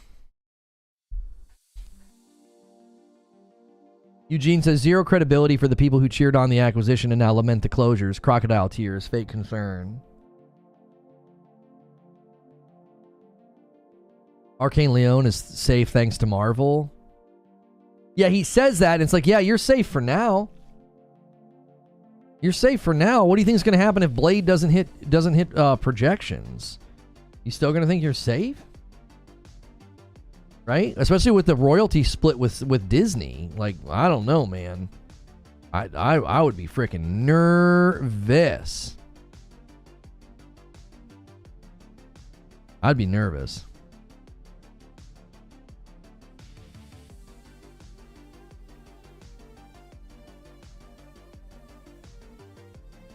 I mean, I feel like Jim Ryan made it very clear that, like, PlayStation would be anticipating this.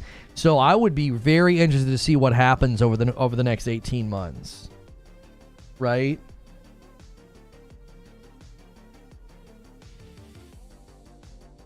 Like, I'd be very interested if PlayStation doesn't lean in and say, let's scoop up some of this talent. Let's scoop up some of these studios.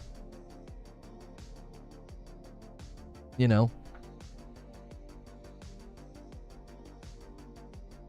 If Blade can release on all platforms, maybe they have chance of finding success. Well, here's my frustration with that, Jack. Hi-Fi Rush hasn't even hit Nintendo yet. Like, they haven't even given it the full breadth of a chance to start to turn things around for Tango. Like, I think that's frustrating. It's like, I celebrated Hi-Fi coming to PlayStation. I bought it. I supported it. I played it. I showcased it. I tried to let people know it was really, really good. It ran better on PlayStation. It had more features on PlayStation. It's been rated for Nintendo. So it's like, what in the world? It just seems so premature.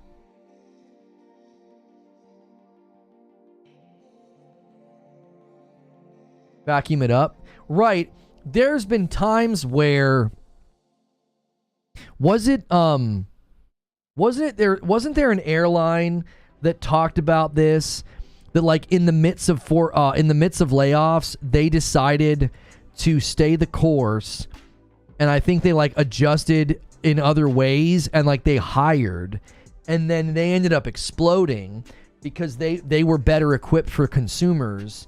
And consumers had a better experience because they were more properly staffed.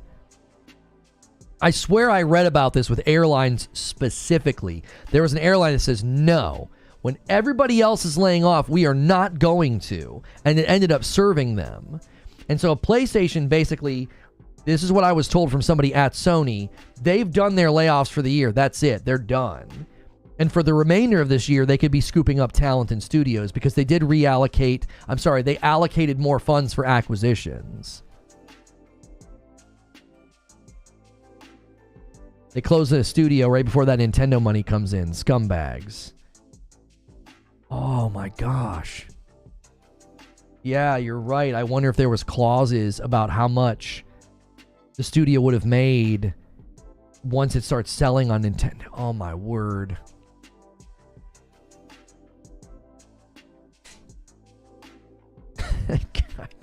That's ruthless, man. That's ruthless. To have those guys working on a Nintendo version. It's rated for Nintendo, which means they have a playable version on Nintendo. That's what that means. Good night. Nintendo will be furious. Nintendo won't care. It's been rated for Nintendo, Raven. It's already been... Don't you understand what that means? It means it's already been built for Nintendo. If it's rated, there's a playable version, which means they're basically done with it, and then that means Microsoft will get all the money. They won't have... Because I don't know if there are contracts when you own... It might be different since they own Tango. But a lot of the times there's contractual, like, oh, you make money and bonuses in accordance to sales.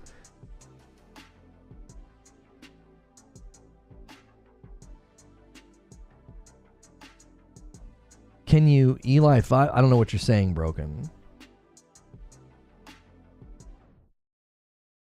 This guy's saying, it's become clear to me that Game Pass growth has slowed. Xbox is increasingly looking to take an IP-first approach to its consumer-facing business. That's not to say service and platform aren't still important, but that seems like Xbox wants its Game Pass to be...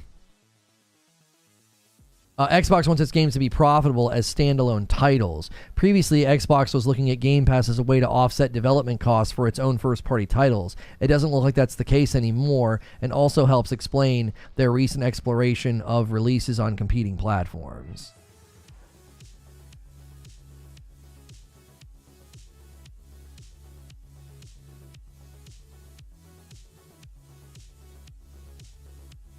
Here's a senior director of communications and franchises at Obsidian. He says, why do I still do this?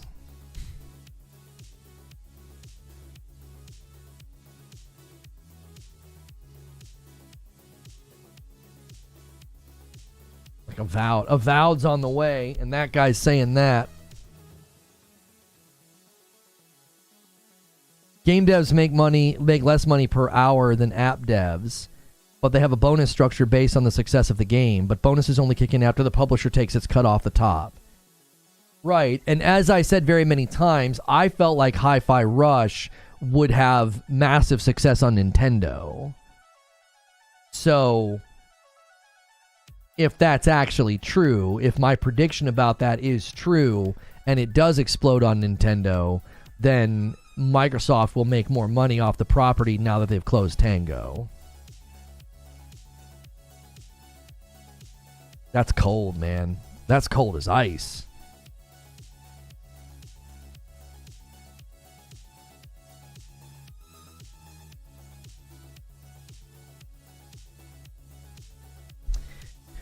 Matt Booty email, franchise games. They directly are in the money-making business now, not in the growth of the industry. That's so well stated, Jake. That's something that I tried to say so many times. I said, you guys keep celebrating the Activision Blizzard deal. These games were already coming to the market. This acquisition is not going to help grow the market. The only thing that can come from this deal is less games in the market, less studios. Why? Because that is the most likely outcome of acquisitions of this size, is that they shut studios down and cancel projects. And now here we sit. Acquisition really helped grow the industry, didn't? Really better for the consumer, isn't it? It's so much better for the consumer. This was such a pro-consumer acquisition. It's almost as if when so many of us said that acquisitions of this size historically never benefit the consumer, we were right. This isn't benefiting you. You're getting less product, less creativity, less innovation, less studios. Remind me again how that's good for you? Obsidian is for sure getting shuttered after Avowed doesn't hit the necessary sales numbers. That'd be a concern, wouldn't it?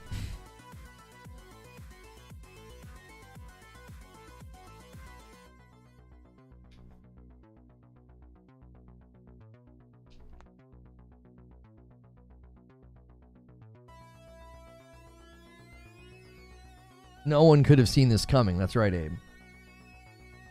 All right, in 6 minutes, we're going to go to Writer's Room. In 6 minutes. If you guys are going to try and do some buzzer beater, you're going to have to scramble, all right? If you want to try to hit 50, P-Dub H-Town threw down the gauntlet. He said he would do a 10 bomb if we hit 50 members.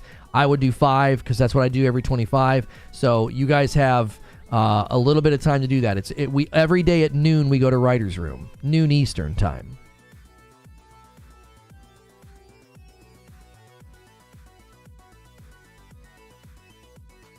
Sudi does well equals great. Sudi does bad close equals still great. Less competition.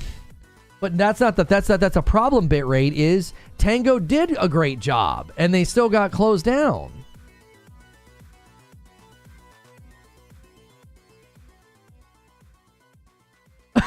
You know what I'm saying?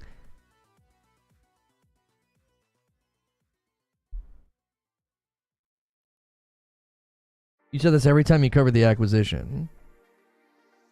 Matt Piscatella says that Game Pass is still stalled. March 2024 non-mobile video game subscription spending was only up 1% versus the April 2023 figures that got me to post this below last year. Yeah, zero Game Pass growth. Writer's Room is a nooner. It is. Everybody prepare. Can these games go on PS Plus in the future if they're ported over to PlayStation? I mean, that would be something that Xbox would negotiate as the property owner and the publisher. I would think that they wouldn't be interested in that. I think they would more primarily be interested in shipping the games on PlayStation to sell them, not put them on PlayStation Plus. Tango made a critically acclaimed game that probably didn't make money because of Game Pass. Surprise, surprise, surprise.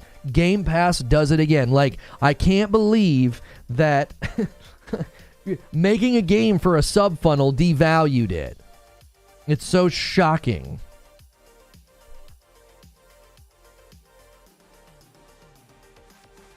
Obsidian is a standalone studio rather than part of a group. No guarantee, I guess, in this environment. No guarantee at all, Jean-Claude.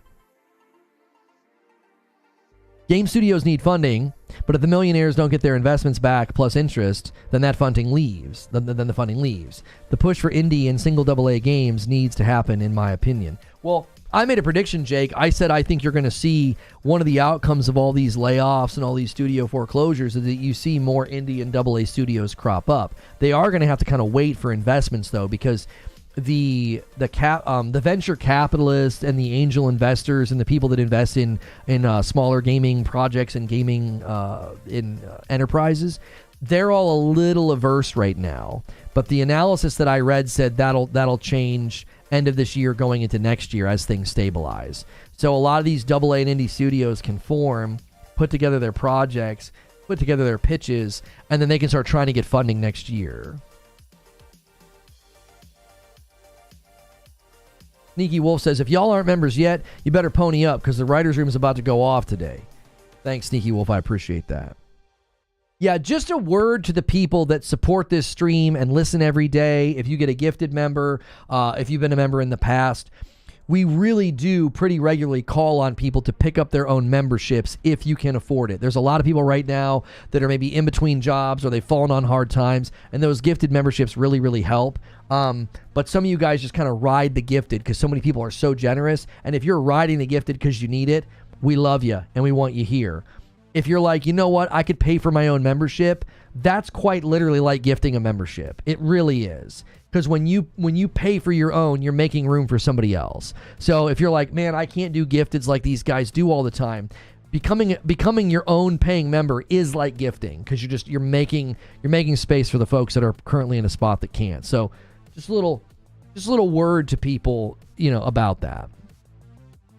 I'm still looking for when you started talking about Austin getting closed, but this is an interesting clip from the Redfall release. 2 quotes, first from Zubair and the second from Eugene. Okay. We'll look at that during Windows. P-Dub H-Town says, screw it, I tried Lono. P-Dub H-Town does the 10 bomb anyway, and he takes us to 36. Guys, honor this man's effort. He said he would drop a 10 bomb if we got to 50, and he did it anyway. Come on, man. Let's have a scramble here. Let's get 14 more members and hit 50, dude. P-Dub H-Town still doing the 10 bomb. He threw down the gauntlet. While you guys are waiting, I need 20 more likes on the video. We're going to be switching streams in just a moment. Make sure and smash that like button. Let's end this stream with 400 likes. And Mike on the mic says, "Let's go, boys. Come on. We can get this many people to do some single gifteds. Come on, honor. Let's see some support for PW H-Town, dude. That was very kind." The most valuable way to support the show is by watching, liking, and sharing. But if you want to go the extra mile, grab a membership. If you want to be a rock star, give some members. But all support's awesome and appreciated. Yes, that is true. Just stressing that if you're like, I can't gift a member, but if you can pay for your own membership every month, if you're like, yeah, I can do $5 a month, that's quite literally gifting a membership to somebody else. It is. You're making room for the folks that are here that can't. And there are people here that listen every day, and they're super loyal, and they're very grateful for the gifted memberships, and we want to keep that going.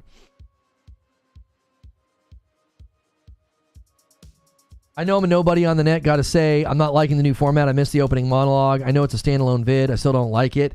Your dislike for it is understandable, but I gotta do what I gotta do. RPG gifts a membership. Thank you so much. Taking us to 38. We were not able. I'm only one person, and I was not able to do a live show every day as well as a completely separate upload. That was incredibly hard to do, and it was really straining me, and it was hurting the channel because I wasn't regularly able to make high effort uploads. They were very low effort because it was like we just didn't have time. So I understand not liking it, but if you do me the solid of watching that premiere every day, massively helpful. It doesn't cost a thing to do that, and it really helps me out.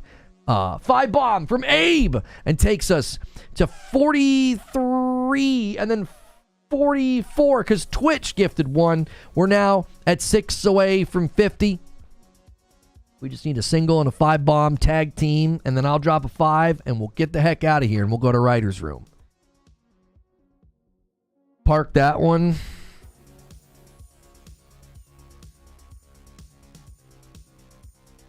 Oof, that one hurts.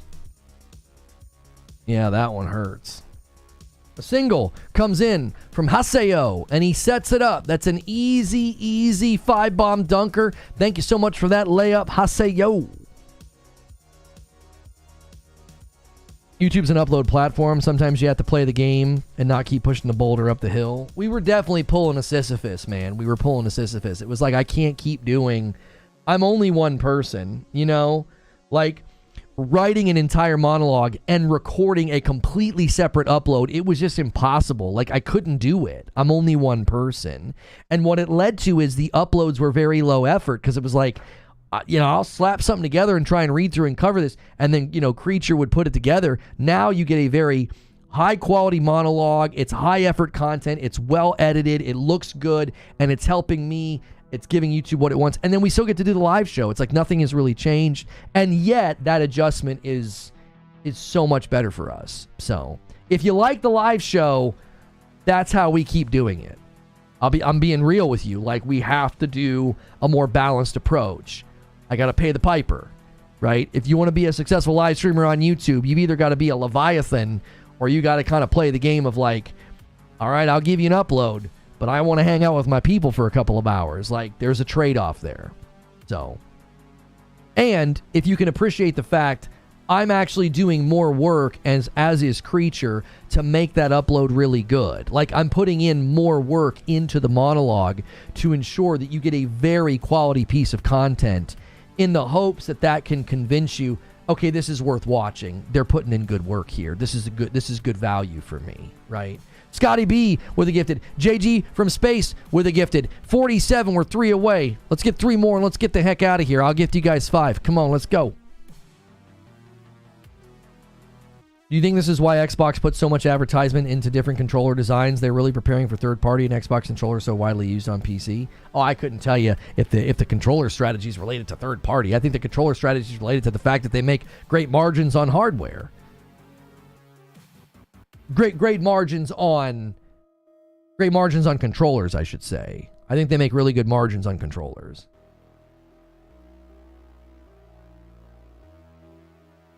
Today's video was good. Everyone cried about Redfall during it. I was fumed. Yeah, it was fine. The post-production really elevates it. Yeah. Yeah, we can justify high effort into an upload when that's like the only thing that I'm doing instead of trying to do both. Like, I can't convey it enough to you that like writing a monologue for a show every day, I want you to think about the work that goes into that. Think about basically writing a 10 to 15 page paper every day. Like, I want you to think about that, college grads. You know, try and write a 10 to 15 page paper every day. Like, that's what I was doing. That's what I'm still doing. And in order to do an upload, I was having to do a completely separate thing. I was like, I just didn't have time. I just did not have time. And I was like, the content will be better. You will get better content if we do this. So Ginger gifts one and takes us to 48, inching our way there. 2 more. I'm ready to drop the 5 bomb. Let's get it.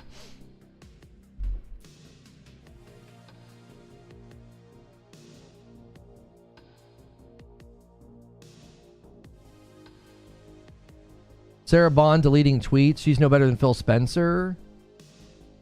One team united in passion for developers, community, and gamers. Xbox, Bethesda, Activision, Blizzard King. She's deleting tweets like that. Siege Master gifts one and puts us to 49. Who's going to take the glory of the final member to 50? And Haseo does it. He does it. He takes us to 50. And then Mike on the mic pushes us past. It's like Parcheesi. You got to get in by 1. Exactly. And you guys push us past. Let me get the 5 and let's get out of here. Agent of Chaos. So that puts us at the halfway mark for the entire week, which means you guys could likely hit the stretch goal and make me fight the Elden Ring boss on Friday night that I don't want to fight. It's very likely going to happen. All right, let me make sure redirect set up. Go in here. Go in here. It's not. Oops. That would have been bad. There we go. I've done that before. Like, I end the stream and forget to set up redirect.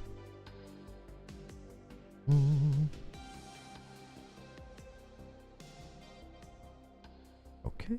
All right. Let me get you guys a link. Thank you guys for a huge day. Thank you for 400 members. 400 likes. Thank you for 400 likes. And thank you for 51 members. You guys are the best.